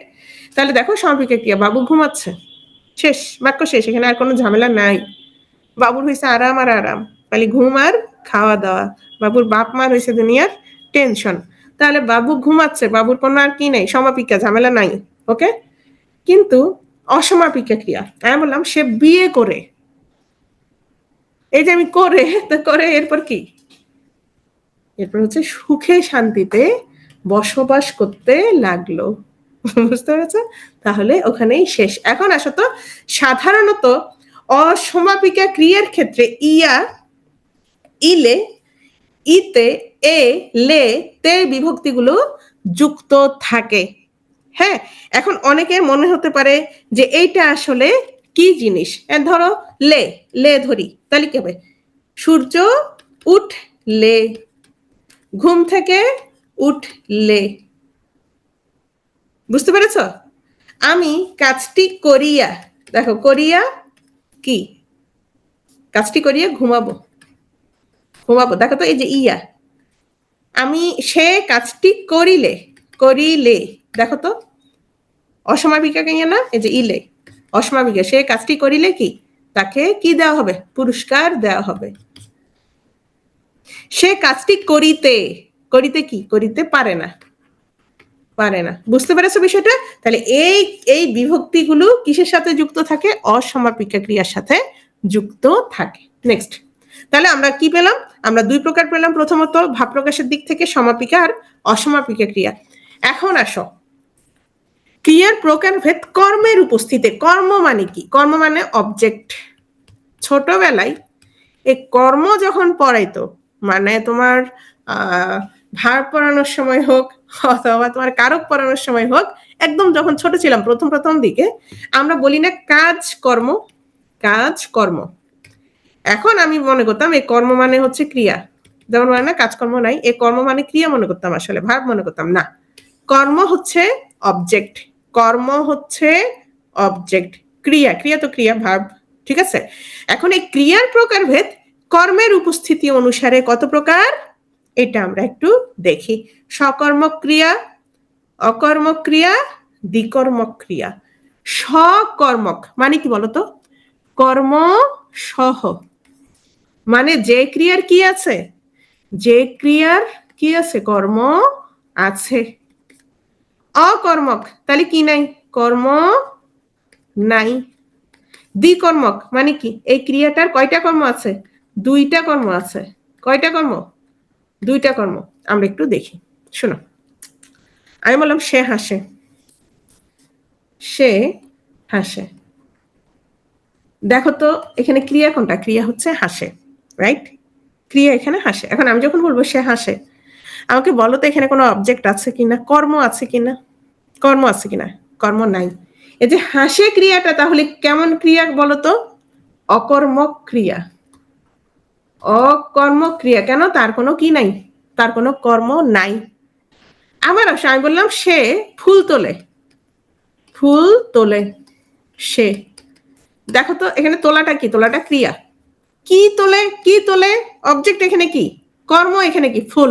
তাহলে এই তোলে, এই ক্রিয়াটার কি আছে? কর্ম আছে। তাহলে এখানে তোলে হচ্ছে সকর্মক ক্রিয়া। আবার দ্বিকর্মক ক্রিয়া, দুইটা কর্ম। দুইটা কর্ম কখন থাকে? আমরা উদাহরণগুলো দেখি। যেমন বাবা আমাকে একটি কি দিয়েছে? কলম দিয়েছে। এখন যে দিয়েছে সে তো কর্তা, যেহেতু সে কাজ করেছে সাবজেক্ট, তাহলে কে দিয়েছে? বাবা দিয়েছে। বাবা দিয়েছে, বাবা হচ্ছে কর্তা বা সাবজেক্ট। আচ্ছা যাক, হ্যাঁ। এখন আসে এখানে দিয়েছে হচ্ছে কি? দিয়েছে হচ্ছে ক্রিয়া, হ্যাঁ, দিয়েছে হচ্ছে ক্রিয়া। তাহলে বাবা আমাকে কি দিয়েছে? কলম দিয়েছে। দেখো তো এখানে অবজেক্ট কয়টা? দুইটা। কাকে দিয়েছে? কি দিয়েছে। কাকে দিয়েছে? কি দিয়েছে। দুইটা অবজেক্ট। এইটাই দিয়েছে হচ্ছে দ্বিকর্মক ক্রিয়া। দ্বিকর্মক ক্রিয়া।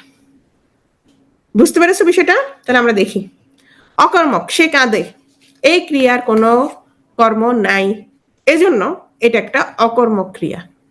এটার কোনো কর্ম নাই। সে কাঁদে। কি কাঁদে? কে কাঁদে? কে কে কাঁদে না, কে তো তোমার এখানে সাবজেক্ট। সে কাঁদে। কি কাঁদে? কোনো কিছু নাই। ওকে, এটা হচ্ছে অকর্মক ক্রিয়া। সে ফুল দিয়েছে। কি দিয়েছে? ফুল দিয়েছে। তাহলে কি আছে? অবজেক্ট আছে, মানে কর্ম আছে। কর্ম আছে। তাহলে দিয়েছে হচ্ছে সকর্মক ক্রিয়া। বাবা মেয়েকে বাইক কিনে দিয়েছে। এই দিয়েছে তাহলে দ্বিকর্মক ক্রিয়া। মেয়েকে বাইক, কাকে দিয়েছে? কি দিয়েছে? মেয়েকে দিয়েছে, বাইক দিয়েছে। তাহলে এটা হচ্ছে দ্বিকর্মক ক্রিয়া। একটা কর্ম আর একটা কর্ম। তাহলে দিয়েছে হচ্ছে দ্বিকর্মক ক্রিয়া। আচ্ছা, এইটা আমরা একটু পড়ি। সমধাতুজ কর্ম।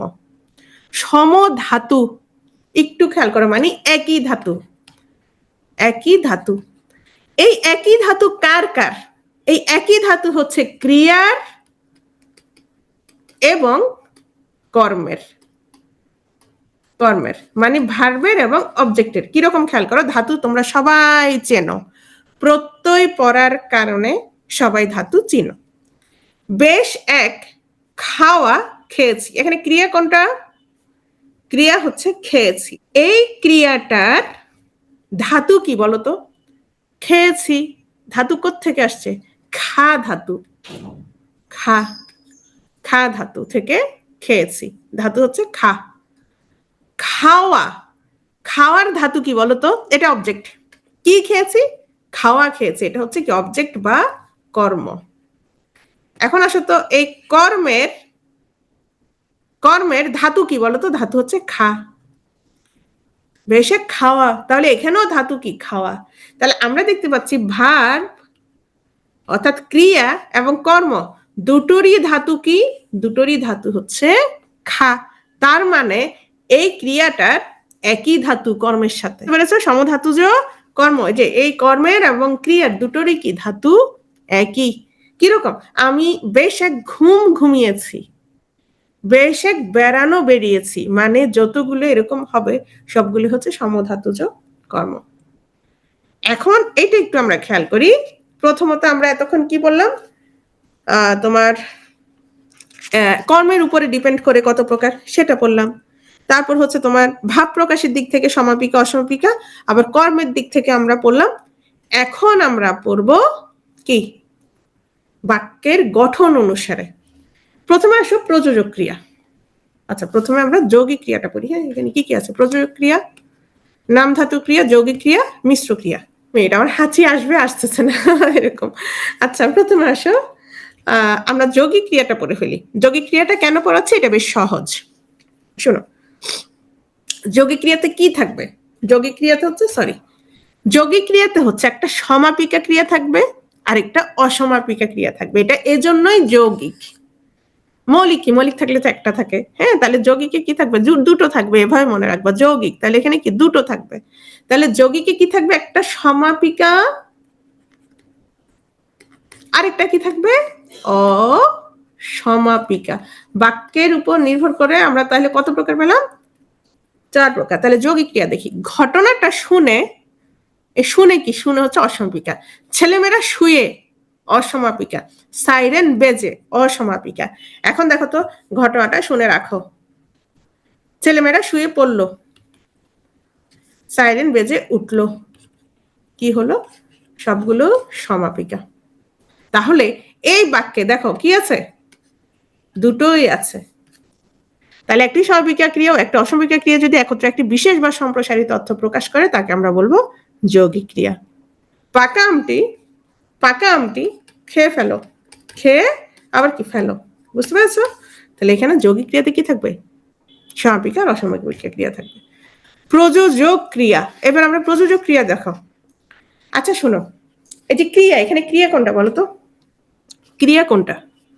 মা ছেলেকে বউ দেখাচ্ছেন, এই দেখাচ্ছেন হচ্ছে ক্রিয়া, দেখাচ্ছেন হচ্ছে ক্রিয়া। এখন এটাকে কেন প্রযোজক ক্রিয়া বলছি, আসলে বউটা দেখতেছে কে, বউ দেখতেছে, বউ আর কে দেখবে, ও তো ছেলেই দেখবে। হ্যাঁ, বউ দেখতেছে কে, ছেলে দেখতেছে, কিন্তু মা আবার ছেলেকে এই আয়না ধরে দেখানোর কাজটা করতেছে। তাহলে এই ক্রিয়াটা, এই দেখানোর ক্রিয়াটা, দেখানোর কাজটা আরেকজন দ্বারা প্রযোজনা হচ্ছে, প্রযোজনা বা পরিচালনা বা চালনা হচ্ছে। তাহলে আরেকজনের কর্তৃক যে কাজটা হচ্ছে, এই জন্যই এই ক্রিয়াটাকে আমরা কি বলবো, প্রযোজক ক্রিয়া।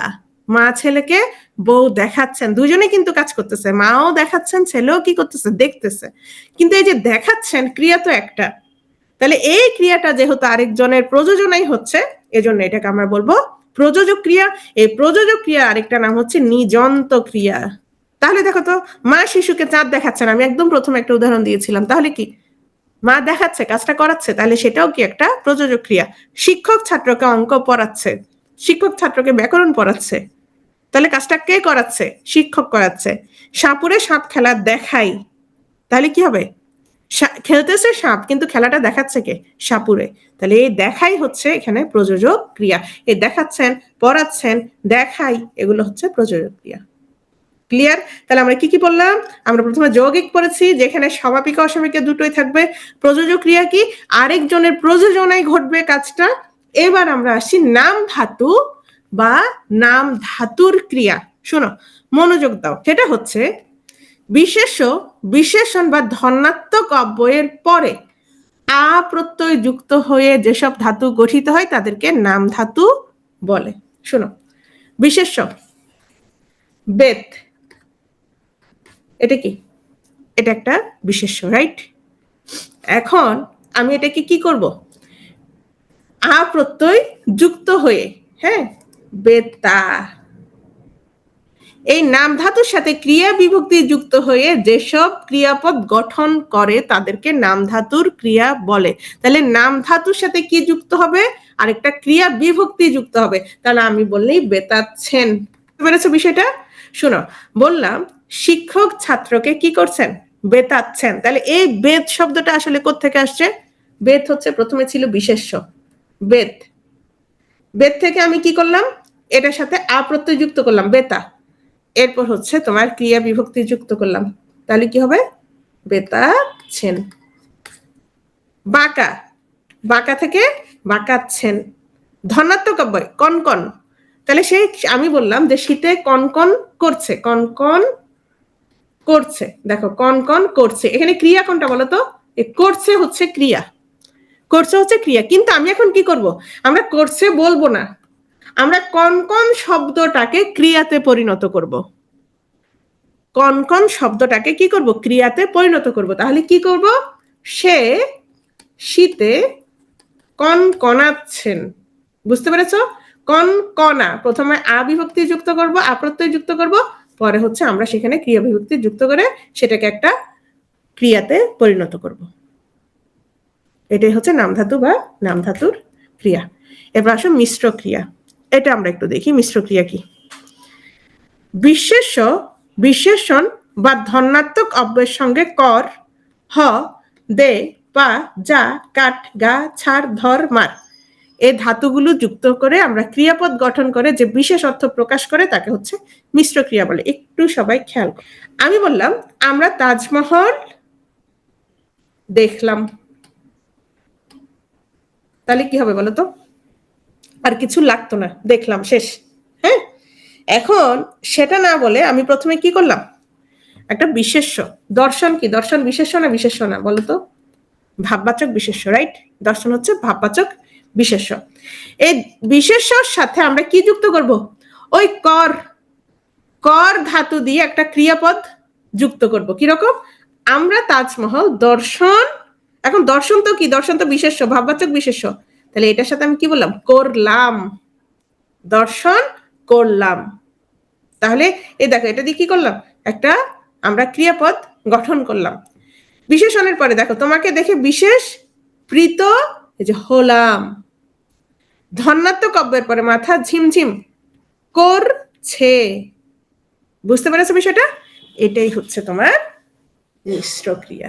আমি এতটুকু আসলে শেষ না, আমি চ্যাট অপশন অন করে দিচ্ছি। আমাদের নতুন বইয়ে আরো কিছু অংশ যুক্ত করা হয়েছিল, হ্যাঁ, সেটা আমি একটু তোমাদেরকে দেখা দেই, তোমাদের কাছে ক্লিয়ার হয়ে যাবে। যতটুকু পড়িয়েছি সবার কাছে ক্লিয়ার কিনা একটু বলো তো? সহজ না? অন্যান্য যে আমরা প্রত্যয় সমাস টমাস পড়েছি এর তুলনায় পদ অনেক সহজ কিনা? ক্লিয়ার, মোটামুটি সবার ক্লিয়ার। ওকে, ক্লিয়ার না যে জিনিস, যা সুমাইয়া তোমার কিছু ক্লিয়ার না থাকলে জিজ্ঞেস করতে পারো, অথবা আরেকটু স্লাইড বা রেকর্ড দেখলে অবশ্যই পারবা। আমার মনে হয় অনেক সহজ। কর্মকে তুমিও ক্রিয়া জানতা, কর্ম হচ্ছে অবজেক্ট, ছোটবেলায় জানতাম। ইফোর্ট দিতে হবে, এটা হচ্ছে আগের যদি পড়া কম থাকে অবশ্যই ইফোর্ট দিতে হবে, এটা সবার ক্ষেত্রে।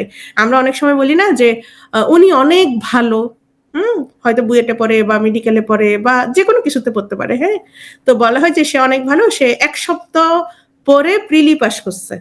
বলা হয় কি যে সে 1 সপ্তাহ পরে প্রিলি পাস করছে। এখন আমাকে আসলে বলো তো, যেমন আমি তোমাদের স্যারকে দেখতাম, সে প্রিলির আগে একটা মানে কোন রকম কিছু একটা নিয়ে বসতো, হয়তো কিছু বাংলা প্রশ্ন টশ্ন দেখতো, অথবা সাধারণ জ্ঞানের যেটা ওই নতুন, হ্যাঁ, সেটা দেখতো, মানে যে কি বলে সাম্প্রতিক দেখতো। হ্যাঁ, আসলে যে বলা হচ্ছে যে 1 সপ্তাহ পরে প্রিলি পাস করছে, এটার কারণ কি বলতো? 1 উইক পরে প্রিলি পাস করা জিনিয়াস না, এটা ভুল। সে আসলে 1 সপ্তাহ পরে নাই, সে ছোটবেলা থেকে পড়ে আসছে, ছোটবেলা থেকে পড়ে আসছে, এটা একটা ভুল কথা। সে সারা জীবন পড়ছে, সে ক্লাস 1 থেকে পড়ে আসছে। তোমরা অনেকে সময় নষ্ট করছে, সে ক্লাস 1 থেকে পড়ে আসছে। সে ভর্তি পরীক্ষার জন্য অনেক পড়ছে, সে ভালো একটা জায়গায় ভর্তি হয়েছে, সে ইন্টারে ভালো করছে, সে এসএসসি তে গোল্ডেন পাইছে, ইন্টারে গোল্ডেন পাইছে, সে ভালো জায়গায় ভর্তি হয়েছে, সে যেখানে ভর্তি হয়েছে সে সেখানে ভালো রেজাল্ট করছে। তাহলে তাবৎ সমূহ সব সব সব তাবৎ সব, হ্যাঁ, আমার কথাটা বুঝছো? সে আসলে 1 সপ্তাহ পরে নাই, সে আসলে সারা জীবন পড়ছে। তাহলে যারা বলে যে 1 সপ্তাহ পরে পাস করছে, না। এখন যারা আসলে আগে পড়ে নাই তারা এখন হচ্ছে ইফোর্ট দিতে হবে। যে বললো যে হ্যাঁ ইফোর্ট দিতে হবে, অবশ্যই ইফোর্ট দিতে হবে, কারণ হচ্ছে সে আগে কম পড়েছে, এখন তাকে বেশি পড়তে হবে। না, আমি আসলে ওর প্রশংসা করতেছি না, এটা এটা অনেকের ক্ষেত্রে হয়, আমি অনেকরে দেখছি। যেমন আমাদের এখানে একজন টিচার আছে আসিফ নাম, বুয়েটের। ও দেখতাম ও মাঝে মধ্যে নিজেই বলে ও হচ্ছে মানে ওই শুধু প্রশ্ন ব্যাংকটা সলভ করছিল, আমাদের শুধু প্রশ্ন ব্যাংক সলভ করছে আর টুকটাক পড়ছে। তো ও তো যতবার দিছে ততবার আসছে। কেন? কারণ অনেক কিছু, এই যে পদ পদ আমরা সবাই পড়ে আসছি না, ইংলিশে বলো বাংলায় বলো, অসংখ্যবার পড়ছি কিনা বলো তো?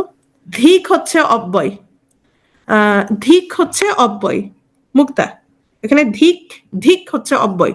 তো ধিক যদি অব্যয় হয়, এখন ধিককে তুমি বিশেষিত করো শতধিক, তাহলে ধিকটা কতটুকু দিলাম আমি তাকে? শতধিক। এই শত হচ্ছে তোমার কি? অব্যয়ের বিশেষণ। কয় ঘন্টা পড়তে হবে? আপনি কিভাবে পড়তেন ম্যাম?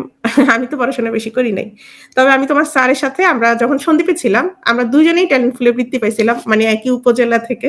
তো মজার বিষয় হচ্ছে ওই যখন আমরা প্রিলি দেই তখন আমি আবার আমার মানে অনার্স শেষ হয়েছে, আমি হচ্ছে 35-36 এগুলোতে আসছিল, কিন্তু আমার হচ্ছে তোমার বাচ্চারা ওই মানে সমবয়সী ছিল, মাত্র 1 বছরের ব্যবধান ছিল। তা আমি রিটেন দিতে গিয়ে 2টা রিটেন দিয়ে আর দেই নাই 35তমতে। হ্যাঁ, তো যেটা আমার মনে আছে, আমি তখন প্রেগনেন্ট, অসুস্থ। আমি যেটা করতাম বা আমার যতটুকু মনে আছে মানে যেহেতু বাংলা কিছুটা পারতাম, ম্যাথ কিছুটা পারতাম, তো বাকিগুলো হচ্ছে একটা বই ধরে একদম মোটামুটি টপিকগুলো ধরে প্রশ্ন সলভ করে ফেলছিলাম। তখন কিন্তু এত বই ছিল না, 35-এ যেহেতু প্রথম 200 নম্বরের প্রশ্ন ছিল, এত বই ছিল না তখন। হ্যাঁ, তো যেগুলো ছিলাম বিশেষ করে তখন MP3 মোটামুটি জনপ্রিয় ছিল, ওই MP3 থেকে পড়ে ফেলছিলাম। আমার এতটুকু আমার মনে আছে, দুইবারই। কিন্তু ওই রিটেনে হচ্ছে বসে আমি 2টা পরীক্ষা দিয়ে, কারণ বাচ্চা খুব ছোট, 1 মাস, মানে সবকিছু মিলে আর পোষাতে পারি নাই। সংযোগ তো অবশ্যই ঘটাচ্ছে, শোনো, 2টা বাক্যের সংযোগ ঘটাচ্ছে না, অবশ্যই 2টা বাক্যের সংযোগ ঘটাচ্ছে। ধরো আমি বললাম সে সৎ, হ্যাঁ, না সরি, সে কি, সে হচ্ছে শিক্ষিত, সে বিদ্বান, তাহলে এটা একটা বাক্য, সে বিদ্বান, এটা একটা বাক্য। কিন্তু সে কি, সে ভীষণ দুর্নীতিবাজ, তাহলে এই যে আমি কিন্তু দ্বারা কি করলাম, এই দুটোকে যুক্ত করে দিলাম না? বুঝতে পেরেছো বিষয়টা? যুক্ত করেছি, কিন্তু ভাবের কি ঘটলো, ভাবের সঙ্গ, মানে ভাবটা ছোট হয়ে গেল। সে তারে প্রথমে বড় করে তারপর আবার কি করলাম, ছোট করে দিলাম। আচ্ছা, যার যেই সমস্যাগুলো, এটা আমরা আবার পড়বো, আমরা একটু একটু শেষ করে দিই। হ্যাঁ, না ক্লাস শেষ না, ক্লাস শেষ না, আমরা একটু দেখি। শোনো, আমরা যেটা বলছিলাম, আর একদম ছোট, একদম শেষ করে দিব। আমরা দেখো, ক্রিয়া বিশেষণ আলাদা যুক্ত করা হয়েছিল, রাইট? আমি দেখিয়েছিলাম যে ক্রিয়া বিশেষণকে আলাদা করে করা হয়েছিল, আলাদা পদ। তাহলে ক্রিয়া বিশেষণ কোনটা আমাকে বলো তো, আমরা আগে পড়েছি কিনা সেটা বলো। ক্রিয়া বিশেষণ আমরা আগে পড়েছি কিনা? শোনো, যে কোনো পদের ক্ষেত্রে মাহবুবা অবশ্যই অবশ্যই তোমাকে কি দিবে, একটা বাক্য দিবে। তোমাকে যখন পদ চিহ্নিত করতে দিবে, অবশ্যই বাক্য দিবে। তুমি বাক্যে সেটা কিভাবে ব্যবহৃত হয়েছে সেটা দেখেই তারপর বলবা, ঠিক আছে? আচ্ছা, ক্রিয়া বিশেষণ খেয়াল করো। তাহলে ক্রিয়া বিশেষণ যে যুক্ত করা হয়েছে, ক্রিয়া বিশেষণ কোনটা, যে বিশেষণ ক্রিয়াকে কি করবে, বিশেষিত করবে। সে দৌড়াই, দৌড়াইটা এখানে কি, দৌড়াইটা এখানে কি, এখানে হচ্ছে ক্রিয়া। সে দ্রুত দৌড়াই, তাহলে এখানে দ্রুত কি বলতো, এখানে দ্রুত হচ্ছে ক্রিয়া বিশেষণ, রাইট? দ্রুত হচ্ছে ক্রিয়া বিশেষণ। হ্যাঁ, এই ক্রিয়া বিশেষণটা আমরা কোথায় পড়েছিলাম, আমরা ভাব বিশেষণে পড়েছিলাম, এজন্য সেটা বলছি। তাহলে যে শব্দ ক্রিয়াকে বিশেষিত করে তাকে ক্রিয়া বিশেষণ বলে। এখন কি করেছে, ক্রিয়া বিশেষণকে কয়েক ভাগে ভাগ করেছে। কিরকম দেখো, ধরনবাচক ক্রিয়া বিশেষণ। তাহলে ধরনবাচক কি, কোন ক্রিয়া কিভাবে সম্পন্ন হয় সেটাই হচ্ছে ধরনবাচক ক্রিয়া বিশেষণ। কিরকম, টিপ টিপ বৃষ্টি পড়ছে। আবার সব কালবাচক। আচ্ছা, কাল মানে কি, কাল মানে হচ্ছে সময়, কাল মানে সময়। তাহলে কালবাচক ক্রিয়া বিশেষণে কি হবে, এখানে হচ্ছে ক্রিয়া সম্পাদনের কাল নির্দেশ করবে বা সময় নির্দেশ করবে। যেমন আজকাল ফলের চেয়ে ফুলের দাম বেশি, যথা সময়ে সে কি হয়, হাজির হয়। তাহলে এখানে কি করবে, এখানে হচ্ছে তোমার সময়টা নির্দেশ করবে। বুঝতে পেরেছ? তারপর স্থানবাচক, তাহলে এখানে স্থান সম্পর্কিত, যেমন মিছিলটি সামনে এগিয়ে গেল। বুঝতে পেরেছ? নেতিবাচক, তাহলে এখানে কি, না নি ইত্যাদি দিয়ে ক্রিয়ার নেতিবাচক অবস্থা বুঝাই। কিরকম, সে এখন যাবে না, তিনি বেড়াতে যাননি। হ্যাঁ, তাহলে না নি এগুলো দিয়ে কি বোঝায়, নেতিবাচক ক্রিয়া বিশেষণ। পদানু, এটা একটু খেয়াল করো তো, বাক্যের মধ্যে বিশেষ কোনো ভূমিকা পালন না করলেও কি, যে, বা, না, তো প্রভৃতি পদানু ক্রিয়া বিশেষণ হিসেবে কাজ করে। যেমন আমি কি যাব, আচ্ছা, এটা না বলে সে বলতে পারতো না আমি যাব, আমি যাব। খুব যে বলেছিলেন আসবেন, বুঝতে পেরেছ? খুব যে বলেছিলেন আসবেন, তাহলে যে না বলে, না বললেও হতো, কখনো বা দেখা হবে, কখনো দেখা হবে, এটা বললেই হচ্ছে।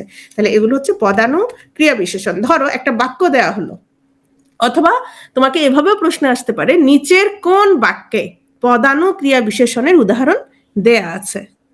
আবার আসো, গঠন বিবেচনায় ক্রিয়া বিশেষণকে একপদী বহুপদী এই 2 ভাগে ভাগ করা যায়। একপদী ক্রিয়া বিশেষণ আছে জোরে, চেঁচিয়ে, সহজে, ভালোভাবে ইত্যাদি। বহুপদী ভয়ে ভয়ে, দেখো 2 বার, চুপি চুপি, ঠিক আছে? অনুসর্গ, অনুসর্গ তো আমরা পড়েছি। তারপর আসো অনুসর্গের উদাহরণ, ওকে, সাধারণ অনুসর্গ দরকার নাই। যোজক, যোজকটা আমরা একটু ভালো করে দেখি। যোজকের ক্ষেত্রে দেখো, যোজক আসলে কি বলতো, যোজক কি, নতুন যে 8 প্রকার সেখানে কিন্তু অব্যয় উল্লেখ করে নাই। সেখানে কি বলা হয়েছে, সেখানে কি বলা হয়েছে, নতুন যে 8 প্রকার সেখানে অব্যয় নাই, তার পরিবর্তে বলা হয়েছে যোজক। যোজক হচ্ছে আসলে অব্যয়, যোজক হচ্ছে আসলে অব্যয়। খেয়াল করো, যোজক যে অব্যয় এবং আমরা যেগুলো পড়ে ফেলেছি সেটা একটু খেয়াল করো। পদ, বর্ণ বা বাক্যকে যেসব শব্দ যুক্ত করে সেগুলোকে কি বলে? যোজক বলে। অব্যয় তাহলে কি করে যুক্ত করে দেখো, এবং, ও, আর, অথবা, তবু, সুতরাং, কারণ, তবে, তাহলে এগুলো সবগুলো কি? সবগুলো হচ্ছে অব্যয়। নেক্সট, সাধারণ যোজক। এই ধরনের যোজক দুটি শব্দ বা বাক্যকে যোগ করে। বলতো রহিম ও করিম এই কাজটি করেছে, এখানে ও, এটা সাধারণ যোজক, কিন্তু আমরা কোন অব্যয় হিসেবে পড়েছি বলতো? তোমরা বলো সবাই। অনুসর্গ বাদ দিব কেন? অনুসর্গ আমি ওই যে অনুসর্গ অব্যয়টা পড়িয়ে দিয়েছি না? সমুচ্চয়ী। সমুচ্চয়ীর মধ্যে কোনটা? সমুচ্চয়ের মধ্যে সংযোজক। Very good. আচ্ছা, বিকল্প যোজক। এই ধরনের যোজক একাধিক শব্দ বা বাক্যের মধ্যে বিকল্প নির্দেশ করে। লাল বা নীল কলমটা আনো, বলতো বিকল্প যোজক বলতে কোনটা? সমুচ্চয়ের মধ্যে কোনটা? বিয়োজক। এই তো বুঝে গেছো, বিয়োজক। ওকে, তাহলে এটা আমরা পড়েছি। বিরোধ যোজক। বলতো বিরোধ যোজক কোনটা? এই যে একটু আগে একজন উদাহরণ দিয়েছি, সংকোচক। Very good. তাহলে দেখো, এই ধরনের যোজক বাক্যের দুটি অংশের মধ্যে সংযোগ ঘটায় কিন্তু বাক্যের বক্তব্যের মধ্যে বিরোধ সৃষ্টি করে। সে বিদ্বান কিন্তু অসৎ, বেয়াদব, তাই না? আচ্ছা, কারণ যোজক। দেখো, এই ধরনের যোজক বাক্যের দুটি অংশের মধ্যে সংযোগ ঘটায় যার একটি অন্যটির কারণ। জিনিসের দাম বেড়েছে কারণ চাহিদা বেড়েছে, বসার সময় নেই তাই যেতে হচ্ছে, এগুলো হচ্ছে কারণ যোজক। ওকে, সাপেক্ষ যোজক। এই যোজক, এ ধরনের যোজক একে অন্যের পরিপূরক হয়ে বাক্যে ব্যবহৃত হয়। যদি রোদ উঠে তবে রওনা দিব, এটা হচ্ছে সাপেক্ষ।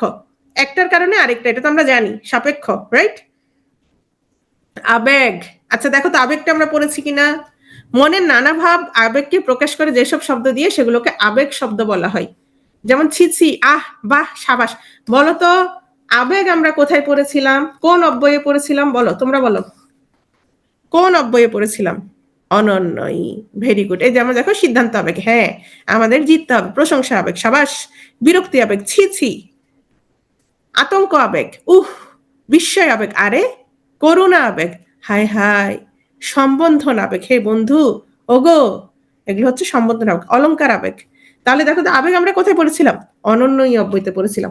তাহলে এখন আমাকে বলো তো, নতুন যা যা যুক্ত হয়েছে সেগুলো আসলে আমরা যে 5 প্রকার সেখানে পড়ে শেষ করেছি কি না?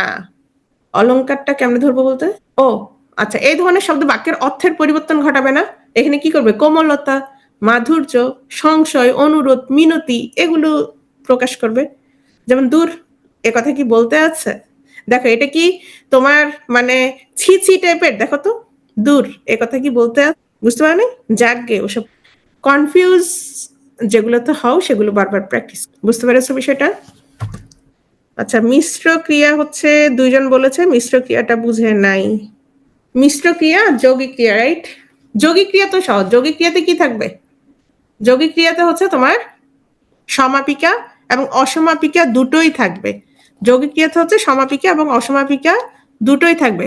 আর মিশ্র ক্রিয়াতে কি থাকবে? সেটা হচ্ছে বিশেষ্য, বিশেষণ বা ধনাত্মক অব্যয়। এখন আমাকে বলে একটা ধনাত্মক অব্যয়ের উদাহরণ দাও।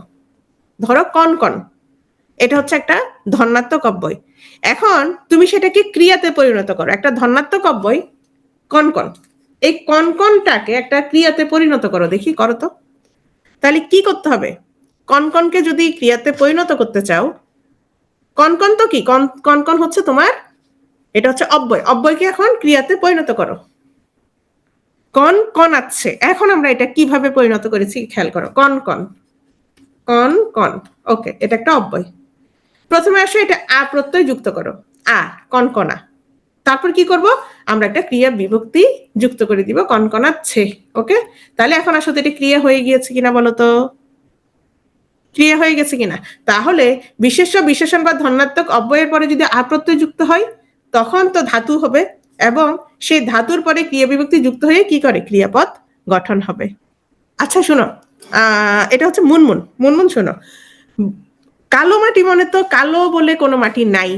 হ্যাঁ, কালো মাটি, বেলে মাটি, এগুলো হচ্ছে তোমার মাটির যে ধরন, যে বিশেষত্ব, সেটার উপর নির্ভর করে সেটাকে বলা হচ্ছে কি কালো মাটি, বেলে মাটি, দোআঁশ মাটি। আমার কথাটা বুঝতে পারছো? কালো মাটি মানে এই যে কুচকুচে কালো বা লাল মাটি সেটা বুঝাই নাই, বুঝতে পারছো?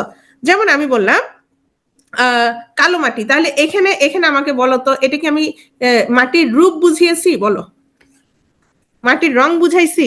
আমি বললাম বেলে মাটি, আমার কথাটা বুঝতে পারছো? মুনমুন, বুঝতে পারছো বিষয়টা?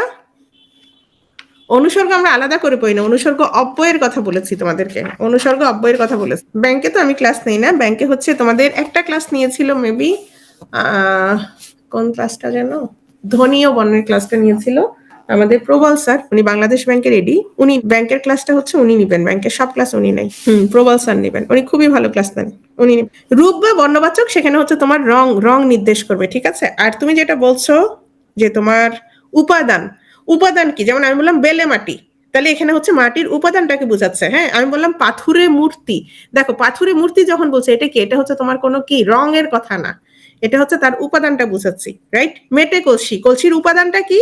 মেটে, রাইট? এটাই। খারাপ লাগছে কেন ফাস্ট পড়াই? এজন্য আমি তো একটু স্লো পড়াই, উনি ফাস্ট পড়ান, একই তো, সময় কম লাগে, সেটা টেনে আরেকবার একটু দেখে নিবা। এক একজনের পড়ানোর ধরন এক এক রকম হবে, এটাই স্বাভাবিক। ক্লাস শেষ, ঠিক আছে? তাহলে তোমরা একটু প্রশ্ন বেশি বেশি প্র্যাকটিস করবে, আর কোনো কিছু কনফিউশন থাকলে তো আছেই আমাদের টেলিগ্রাম সাপোর্ট গ্রুপ, আমাদের মেন্টররা, আমাদের মেন্টরদের মানে তোমরা প্রশ্ন করলে তো উত্তর পাও, তাই না? এবং ব্যাখ্যাগুলো ভালো লাগে কিনা।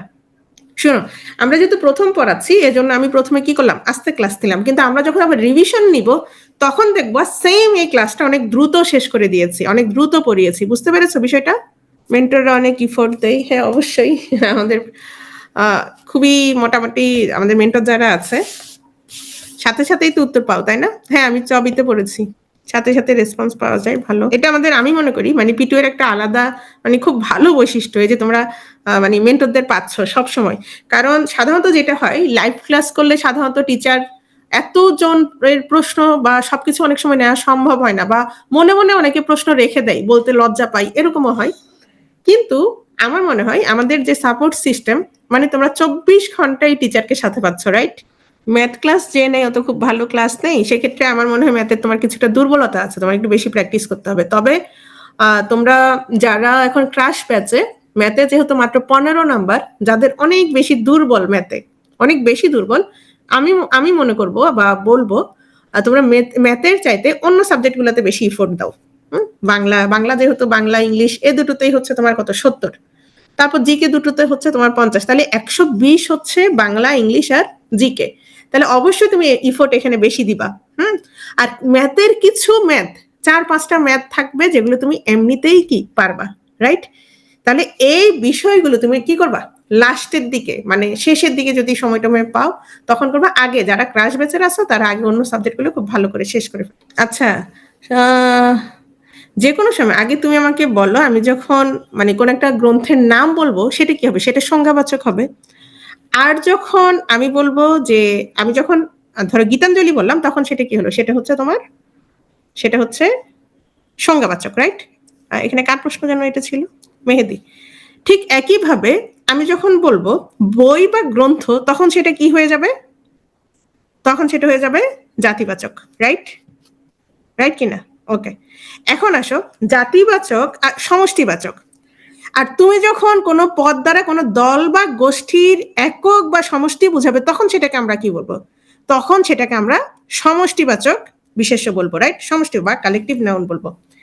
এখন সেক্ষেত্রে সাধারণত তোমার কি হয়, মানে যেমন শ্রেণীগুলো, সমিতিগুলো, এই ধরনের এরকম সাধারণত সমষ্টিবাচকের সাধারণত কি হয় না, সমষ্টিবাচকের সাধারণত যেটা সমষ্টিবাচক সেটার আবার বহুবচন কিন্তু হয় না, সেটার আবার বহুবচন হয় না, কিন্তু কিছু ক্ষেত্রে হয়, কিছু ক্ষেত্রে হয়। যেমন আমরা বলতে পারি শ্রেণীগুলো, তো শ্রেণীগুলো যখন হবে বা সমিতিগুলো যখন হবে, হ্যাঁ, বা এরকম আমি যেটাকে আবার সমষ্টি করে দিব তখন সেটাকে কি বলবো, অবশ্যই সমষ্টিবাচক বলবো।